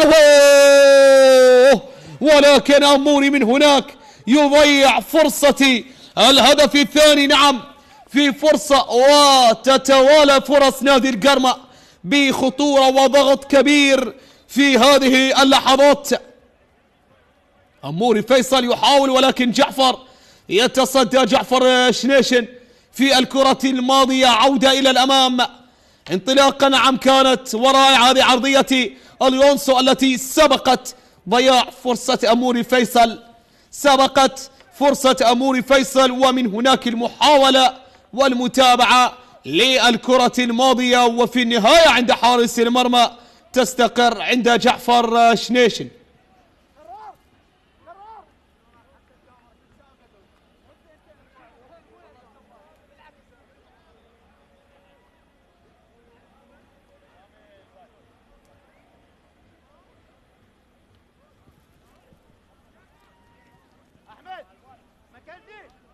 هناك مصدر خطورة للكرخ وهو اللاعب يونس حمود، والقرم أيضا يمتلك مصدر الخطر تياغو ليونسو أيضا المهاجم البرازيلي.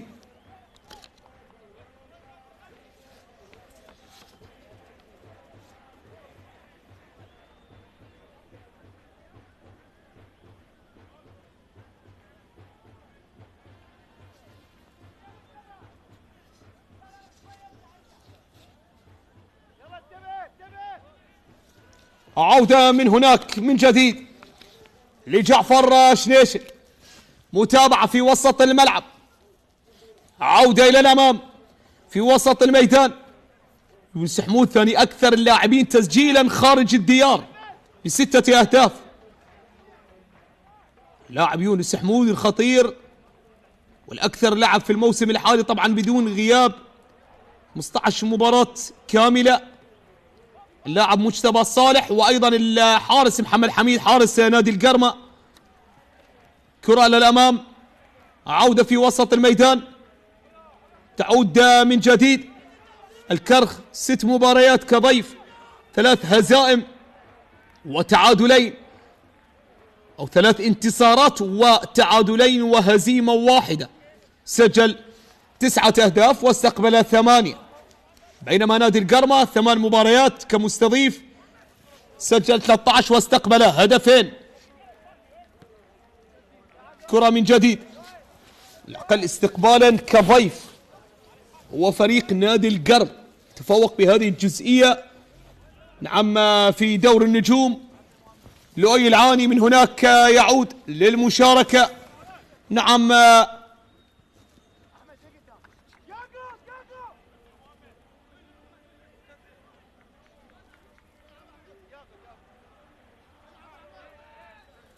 لؤي العاني في تغيير للمدرب من هناك أنطونيو كازورلا.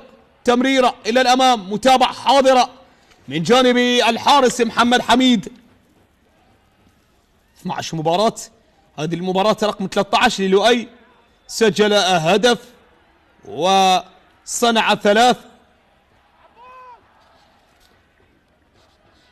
نصف ساعة متبقية على نهاية الوقت الأصلي مشاهدينا الكرام، وحتى الآن نادي القرمة يتقدم بهدف واحد، حتى الآن يتقدم بهدف واحد في هذه اللحظات. من هناك عبد الإله فيصل يطالب الجماهير بزيادة المؤازرة والتشجيع. من هناك متابعة واصطدام في الكرة الماضية مع اللاعب مجتبى صالح. استئناف في هذه اللحظات، عودة من جديد، كرة للأمام، 6 مخالفات على كل فريق، على كل فريق 6 مخالفات في هذه اللحظات. عودة إلى خارج أرضية الملعب، تحولت الكرة إلى رمية جانبية. هذا هو مصطفى رميض، لؤي العاني قادم من الطلبة، مستوى رائع قدم في الموسم الماضي وحتى هذا الموسم. من هناك من الأسلحة والمفاتيح الهجومية لفريق نادي القرمة في هذا الموسم.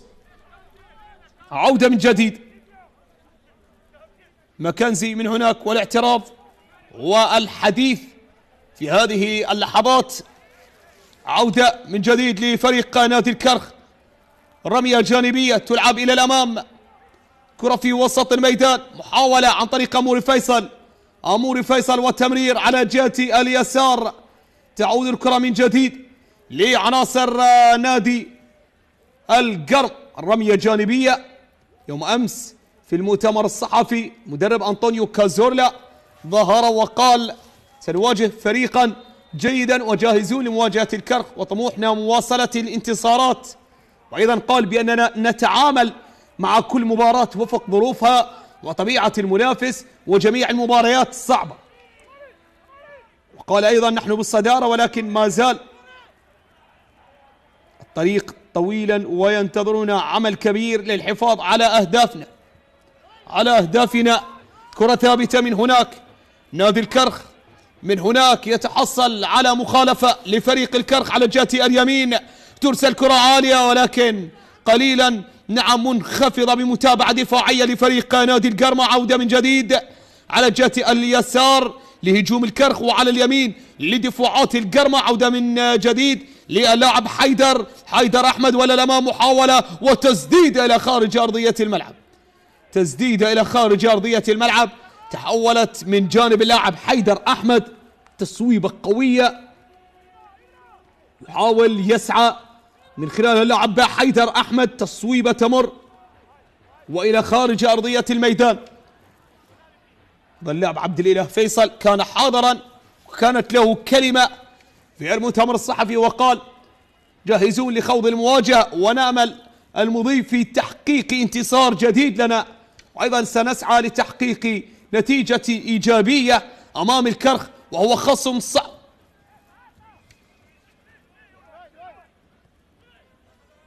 ما يشترك به جميع المدربون طبعا في المؤتمر الصحفي هو الحديث عن صعوبة جميع المباريات، وهذا ما يميز دورينا.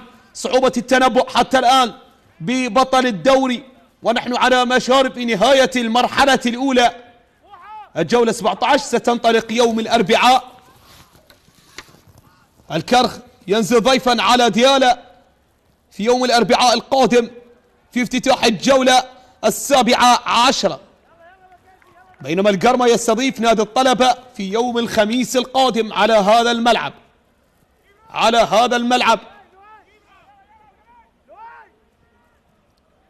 عودة من جديد، طلبة حتى الآن متعادل مع الغراف أو متقدم على الغراف 3-1 بعد نهاية الشوط الأول 1-1. الشرطة حتى الآن متقدم على النجف بهدف واحد. كرة إلى الأمام، محاولة خطيرة للكرخ ولكن لا زالت قائمة حتى الآن. كرة على الجهة اليسار عرضية ولكن مرت إلى خارج أرضية الملعب. خطورة في اللقطة الماضية لفريق نادي الكرخ، يحاول عن طريق اللاعب حسين زياد، مرت بسلام على مرمى محمد حميد. خبرة وأداء متواصل رائع وإبداع من جانب محمد حميد، يواصل خبرة اكتسبها مع الشرطة مع القوة الجوية في مواسم مميزة قضاها هذا الحارس السابق لمنتخبنا الوطني. أيضا بطولة الدوري 6 مرات حصدها محمد حميد مع الشرطة. بطولة الكأس مع القوة الجوية 2022-23 مثل الكهرباء والنفط والقوة الجوية والشرطة. بينما جماهير فريق نادي القرمة حتى الآن السعيدة جدا بتحقيق هذا الانتصار حتى الآن مع 25 دقيقة متبقية على نهاية أحداث شوط المباراة الثاني في هذا اللقاء المثير، في هذا اللقاء الصعب على الفريقين. مشاهدينا الكرام والمتابعين عبر قنوات شبكة الإعلام العراقي، والنقل الحصري لأحداث بطولة دور النجوم. عودة من جديد، كرة خطيرة كانت في الكرة الماضية مع خطورة كرخية، وأيضا مع خطورة لفريق نادي القرمة في بداية وفي مطلع شوط المباراة الثاني. شاهدنا أموري فيصل، ماكنزي وتياغو، وصل هذا الثلاثي إلى المرمى، ولكن خطورة حقيقية ولكن بدون أي تغيير يذكر على واقع النتيجة.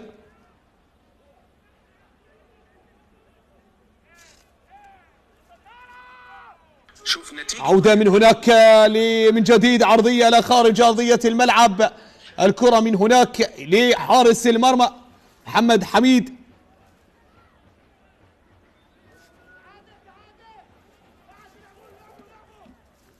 مصعب جمال،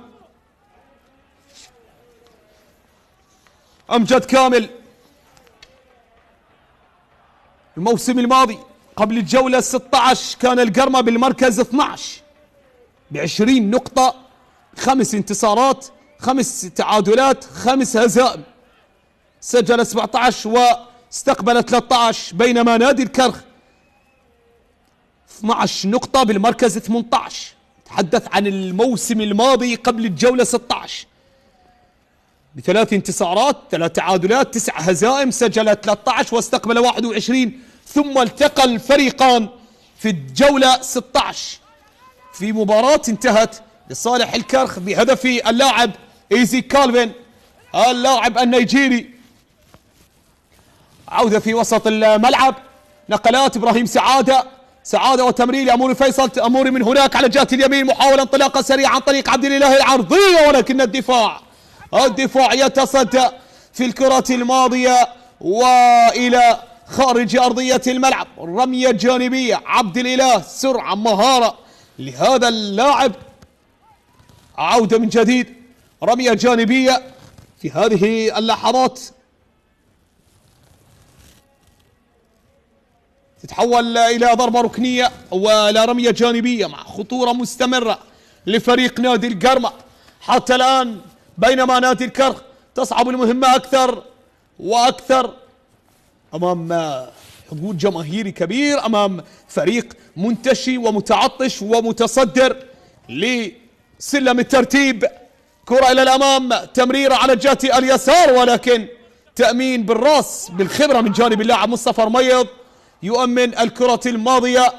وعودة إلى الأمام، كرة بالراس تصل من جديد، عودة ومحاولة عملية التشتيت. كرة في وسط الملعب، عودة على جهة اليسار، محاولة للمرور وإلى خارج أرضية الملعب من جانب اللاعب مصطفى أو محمود خضير يتابع الكرة الماضية. حسين زياد يتألم في هذه اللحظات، لاعب سريع ومهاري نشط على مستوى خط الهجوم، قادم من أمانة بغداد، مثل أيضا نادي الصناعة، سجل هدف هذا الموسم في مرمى أربيل.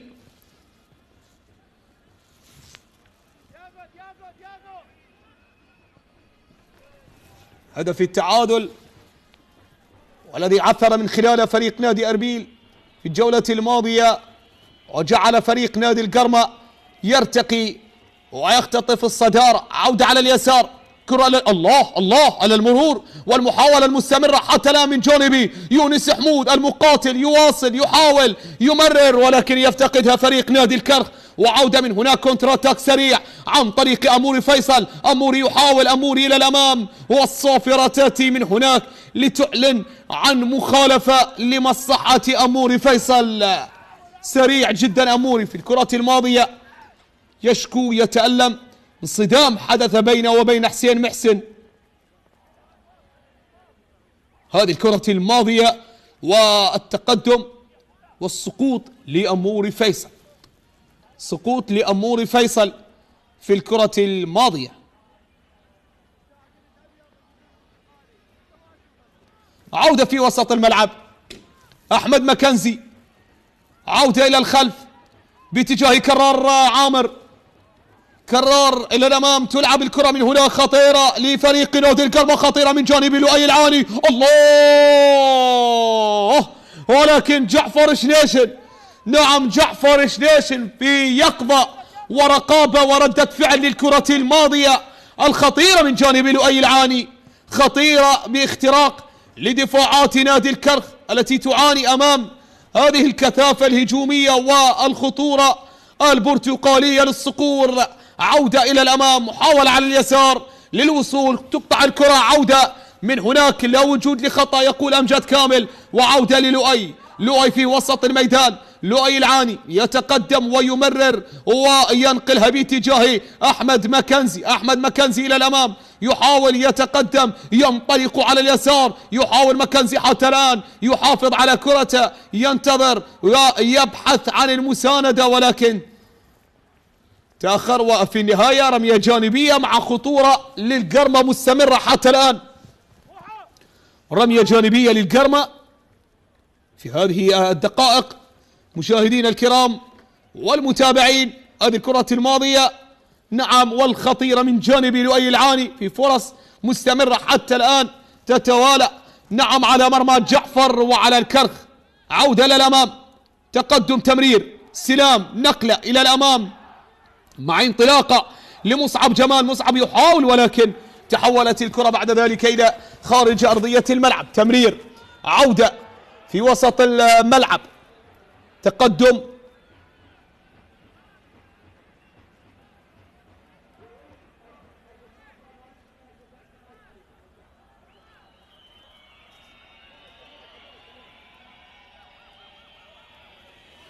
أموري فيصل في هذه اللحظات. هذه الكرة الماضية تدخل على اللاعب يونس حمود والسقوط للمهاجم الخطير. كرة ثابتة للكرخ. هذا الموسم نادي الكرخ من الفرق الأربعة التي سجلت من كرة ثابتة، سجل هدف واحد من كرة ثابتة. سجل أيضا في هذا الموسم هدف من كرة ثابتة نادي ديالا وأمانة بغداد والموصل. هذه الأندية الأربعة التي تمكنت فقط نعم من تسجيل الأهداف من كرة ثابتة، وهدف وحيد فقط. وحسين زياد بكرة ثابتة، يسعى حسين، تسديدة تصطدم في الدفاع، والمتابعة على مرتين لا زالت حاضرة خطيرة للكرخ. تصويبه خطيرة جدا، خطيرة لفريق نادي الكرخ. تصويبة اللاعب مجتبى صالح، يحاول القائد بتصويبة قوية ولكنها مرت إلى خارج أرضية الملعب، تحولت إلى ضربة مرمى. ضربة مرمى. هذه الكرة ابتدت من حسين زياد، اصطدمت بالدفاع بمرتين بالحائط، وبأيضا اللاعب تياغو صاحب الهدف الوحيد يشاطر زملائه في المهام الدفاعية، يشارك دفاعات نادي القرمة بمهام دفاعية حاضرة في هذه اللحظات. تمريرة إلى الأمام، متابعة حاضرة من جانب الدفاع. عودة في وسط الملعب، رأسية إلى خارج أرضية الملعب، تحولت بعد ذلك إلى رمية جانبية للكرخ. رمية جانبية للكرخ. عودة إلى الأمام، نقلة إلى الأمام بالراس، تتحول إلى رمية جانبية من جديد. من جديد العودة. هذا هو لؤي العاني الخطير، سجل هدف، صنع 3 في هذا الموسم. رمية جانبية تلعب من هناك وقوية أيضا وبعيدة، ولكن تجد الدفاع تصطدم من هناك بحكم المباراة. في الكرة الماضية نعم اصطدمت بأمجد كامل.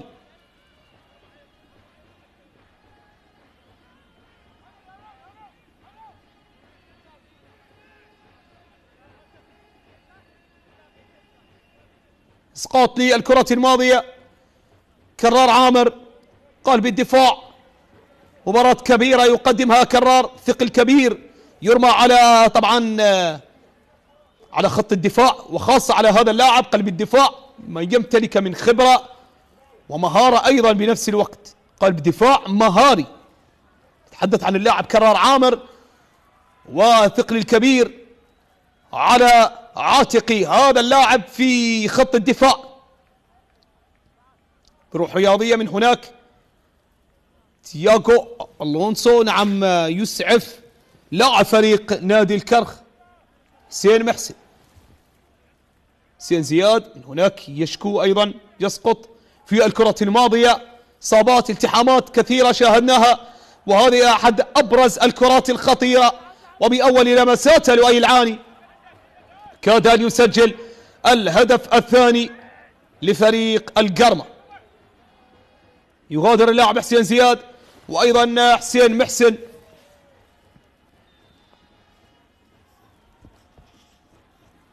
عمر أحمد يشارك، وأيضا اللاعب ديوري هاماني. ديوري هاماني في تغيير في هذه اللحظات. كرة في وسط الملعب، تقدم إلى الأمام،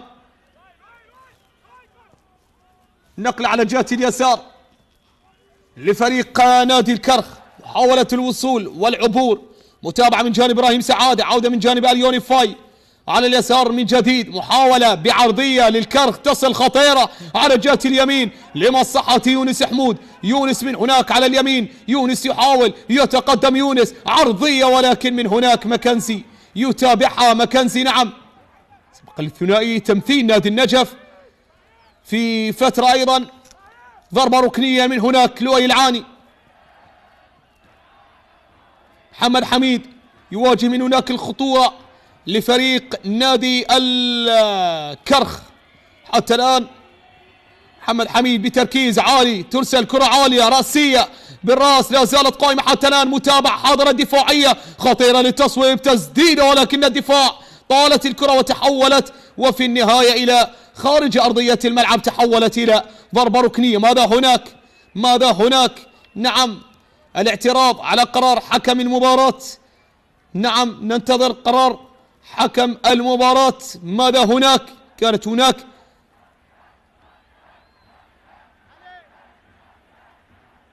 لمسة يد على اللاعب عبد الإله فيصل، ولكن ننتظر القرار.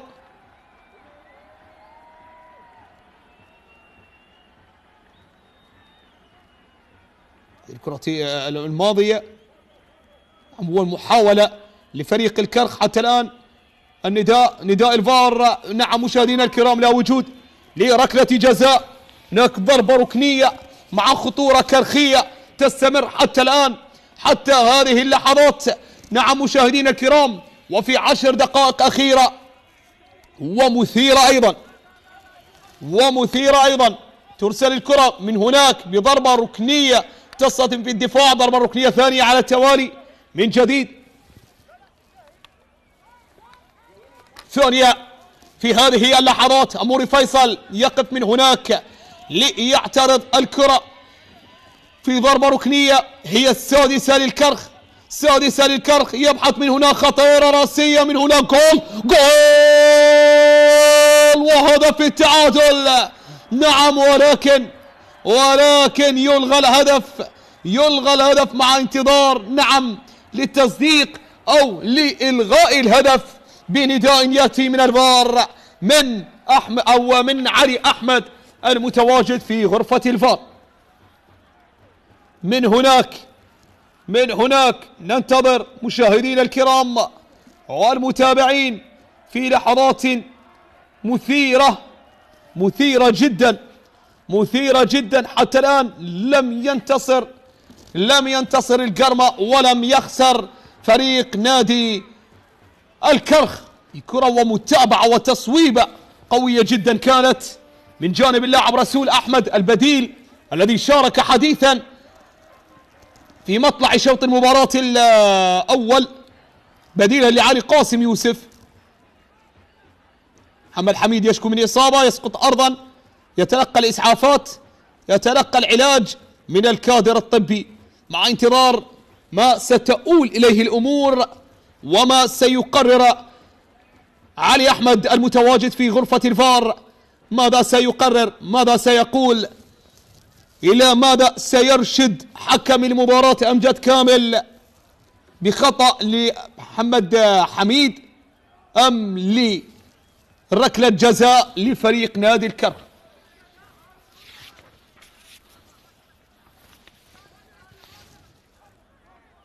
نادي الكرخ هذا الموسم 6 مرات تأخر بالنتيجة، فاز مرة وتعادل 3 مرات وخسر مرتين، بينما نادي القرمة تقدم بالنتيجة 10 مرات وفاز بجميع المباريات التي تقدم بها. كل مباراة يتقدم بها فريق نادي القرمة لا يخسر، ينتصر. سنشاهد ونتابع. يذهب أمجد كامل لمعاينة الحالة بنفسه، يذهب لمشاهدة الحالة بنفسه في هذه اللحظات. سادتي الكرام والمتابعين في كل مكان، متتبعي قنوات شبكة الإعلام العراقي، هنا في مباراة يسودها الترقب ومنافسة قوية حتى الآن والشرسة بين الفريقين. أمجد كامل يذهب للمعاينة بنفسه. هذه الكرة نعم تصدى كرار عامر، تابعها أيضا من هناك رسول أحمد ليسجل ليدون. ماذا كان هناك؟ كان متسلل. هل كان متسلل؟ نعم اللاعب رسول أحمد في الكرة الماضية بعد عبوره للحارس كما نعلم.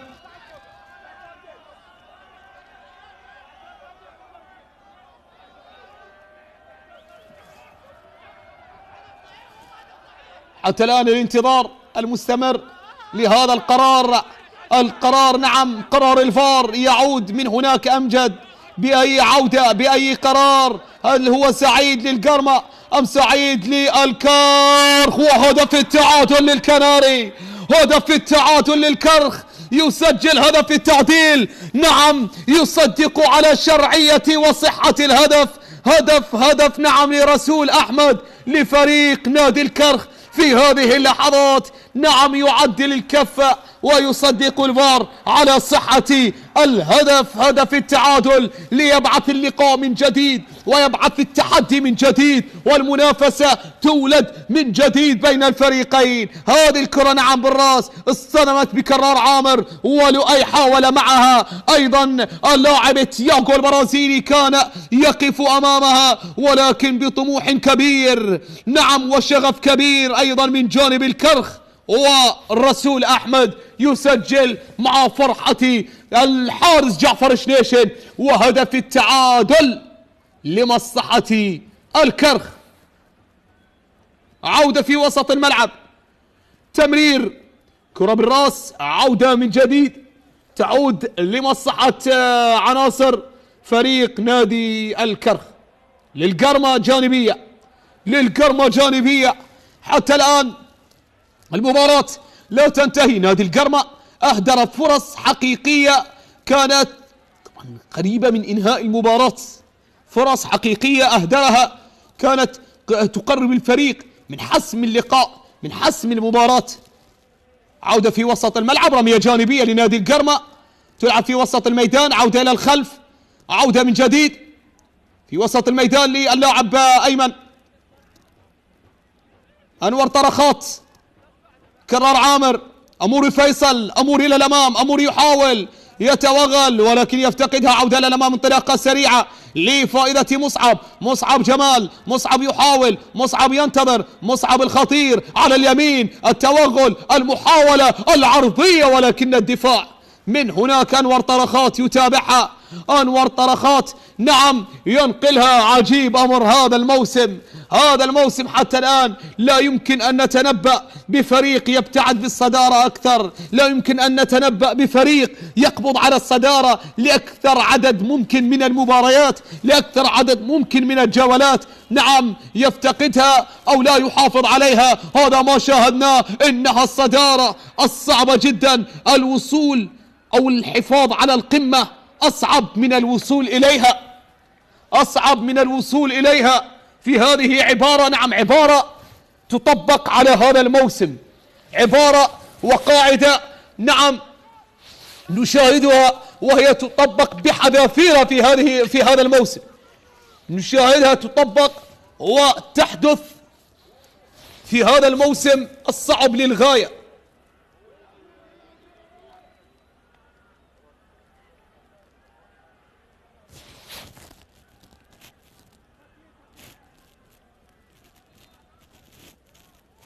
هذه الكرة والتدخل بين يونس حمود ومحمد حميد، بين أصحاب الرقم 20. من هناك حامل عرين محمد حميد يتصدى في الكرة الماضية.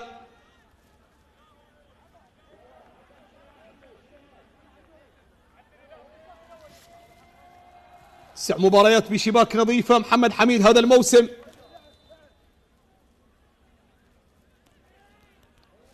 يشارك في هذه اللحظات اللاعب محمد مصطفى.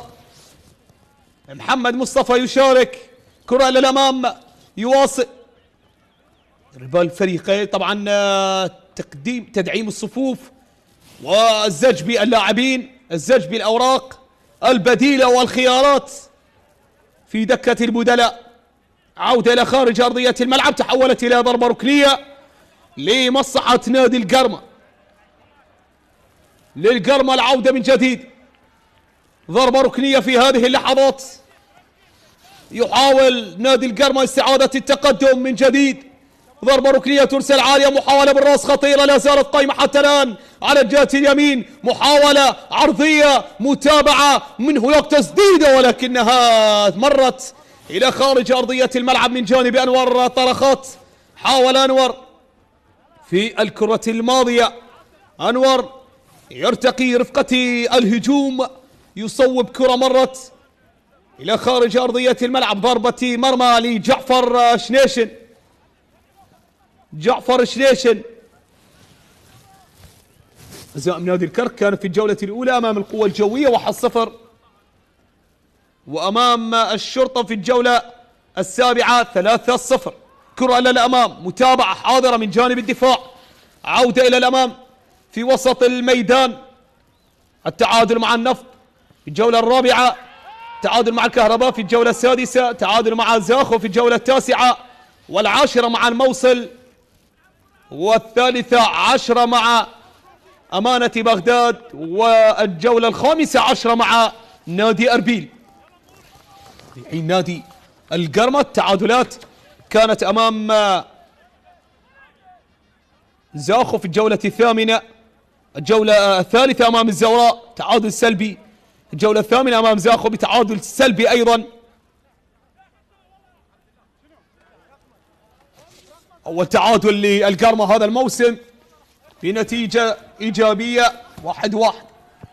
تعادلات كانت سلبية. سجاد جاسم من هو القادم؟ نعم من هو القادم في هذه اللحظات؟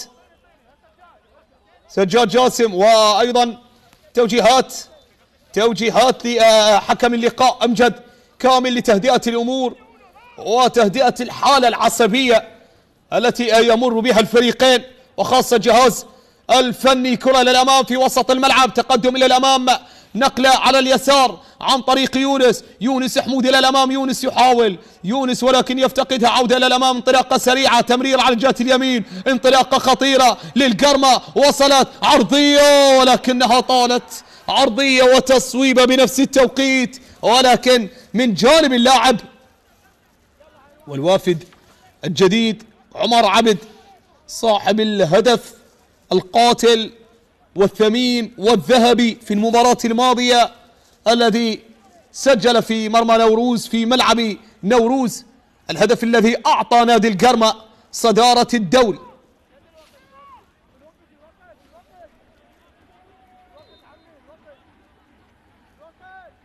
القرمة لا زال متصدرا بفارق نقطة وحيدة إذا استمرت المباراة على التعادل. عودة في وسط الملعب، الشرطة يتعادل الآن مع النجف دقيقة 90، والطلبة لا زال متفوقا على الغراف ب3 أهداف مقابل هدف وحيد. وسيناريوهات لم تكن متوقعة أبدا في هذا الموسم، حتى الجولة 16 التي طبعا نصف مبارياتها تنتهي اليوم، نصف مبارياتها تنتهي اليوم بعد دقائق معدودة، والوقت الإضافي 6 دقائق في هذه اللحظات مشاهدينا الكرام، 6 دقائق كوقت محتسب بدلا للضائع في هذه اللحظات، دقيقتين. نحن نعيش الآن في الدقيقة الإضافية الثانية. وأيضا الوافد حسن علي من هناك، عودة من جديد. سباق الدوري يستمر، المنافسة تستمر حتى الآن مشاهدينا الكرام، وبترتيب بانتظار ما سيحدث غدا في استكمال الجولة 16.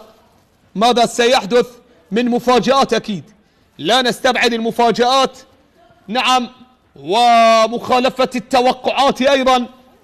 حتى الآن عودة في وسط الملعب، وصلت إلى خارج أرضية الميدان. الشرطة والزوراء لديهما مباراة مؤجلة فقط، باقي الأندية لعبت 15 مباراة، وغدا ستلعب المباراة رقم 16، وجميع المباريات مكتملة إلا لقاء القمة الديربي من الجولة الأولى بين الشرطة والزوراء. عودة من جديد، متابعة حاضرة من جانب الدفاع، محاولة في وسط الميدان، صدام مستمر، صدام ومنافسة مستمرة حتى الآن مشاهدينا الكرام. متابعة حاضرة من جانب يونس، الله الله على أداء فني وفردي في الكرة الماضية ينم على الروح القتالية للاعبو الفريقين.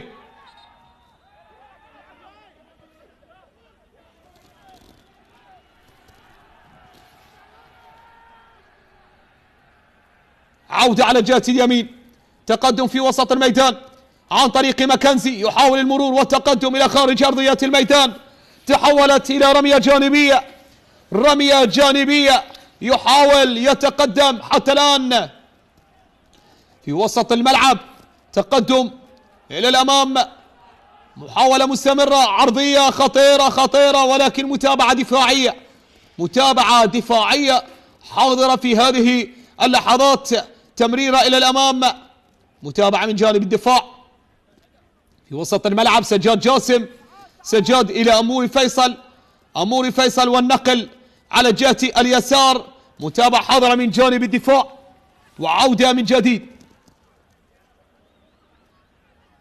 عودة في وسط الملعب، أموري للؤي العاني، لؤي إلى الأمام في أقصى اليمين، نقلها، متابعة حاضرة طويلة الكرة، عادت تحولت رمية جانبية لمحمود خضير، محمود لأموري فيصل يحاول التمرير باتجاه اللاعب سجاد جاسم، سجاد يتقدم، سجاد يحاول، لؤي إلى الأمام، لؤي من هناك تمريرة خطيرة على اليسار، محاولة المرور، ومن هناك الصرامة الدفاعية بتدخل من هناك بمرابطة من جانب اللاعب محمد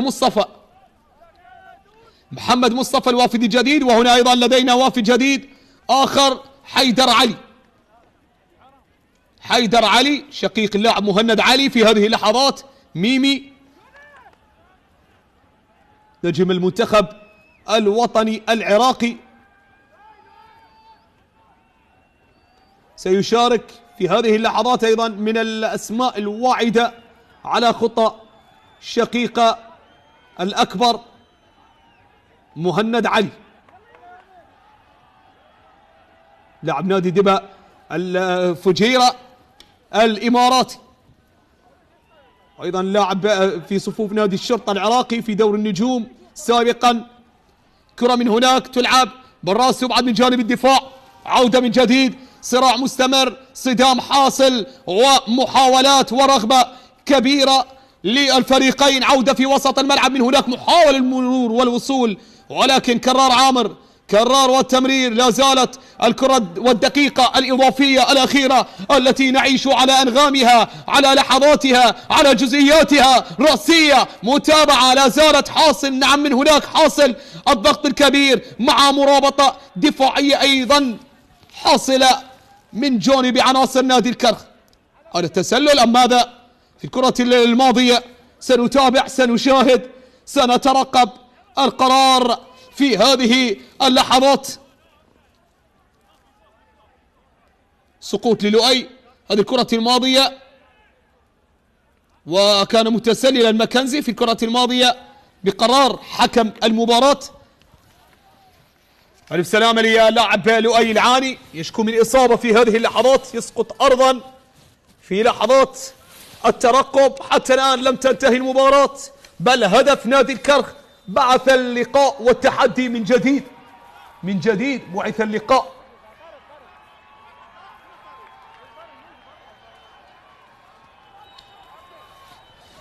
يذهب لمعاينة الفار في هذه اللحظات.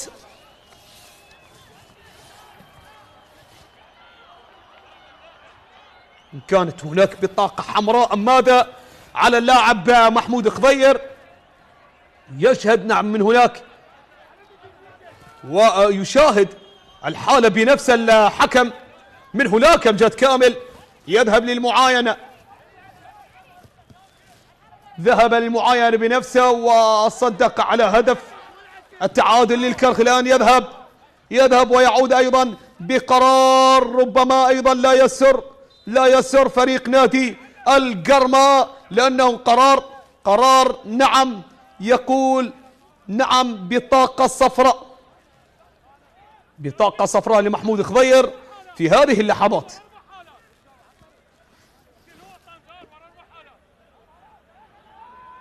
محمود خضير، هذه الكرة الماضية والصدام والتدخل الذي حصل بتدخل على اللاعب عمر أحمد، تدخل على اللاعب عمر أحمد كان خطير. اللاعب محمود خضير قادم من نادي الحدود. استئناف لأحداث المباراة، انتهى الوقت الأصلي والإضافي. نعم مشاهدينا الكرام، ولحظات وتنطلق صافرة النهاية. فريق نادي الكرخ نعم يواصل التألق من هناك، وبتعادل ثمين من هناك خطيرة نعم على ملعب نادي الجولان، الملعب الصعب، الأرض الصعبة على المنافسين والخصوم لنادي القرمة. نادي القرمة لا يفتقد الصدارة، نعم يبقى بالصدارة في هذه المباراة، في هذه الجولة يبقى متصدرا، ولكن المباراة حتى الآن لم تنتهي. حتى الآن ربما فيها أسرار، فهي جولات نعم في هذا الموسم هو موسم المفاجآت نعم، وعدم التنبؤ والجزم بمن سوف ينتصر في المباراة. ولكن صافرة حكم اللقاء مشاهدينا الكرام تعلن عن نهاية الشوط الثاني والمباراة بتعادل مثير بين القرمة والكرخ هنا على ملعب الجولان في أول مباريات الجولة 16 من دور النجوم. مشاهدينا الكرام كنت معكم أنا عباس هادي معلقا وواصفا على أحداث هذا اللقاء، على أمل اللقاء في مواعيد أخرى. دمتم بخير والسلام عليكم ورحمة الله وبركاته.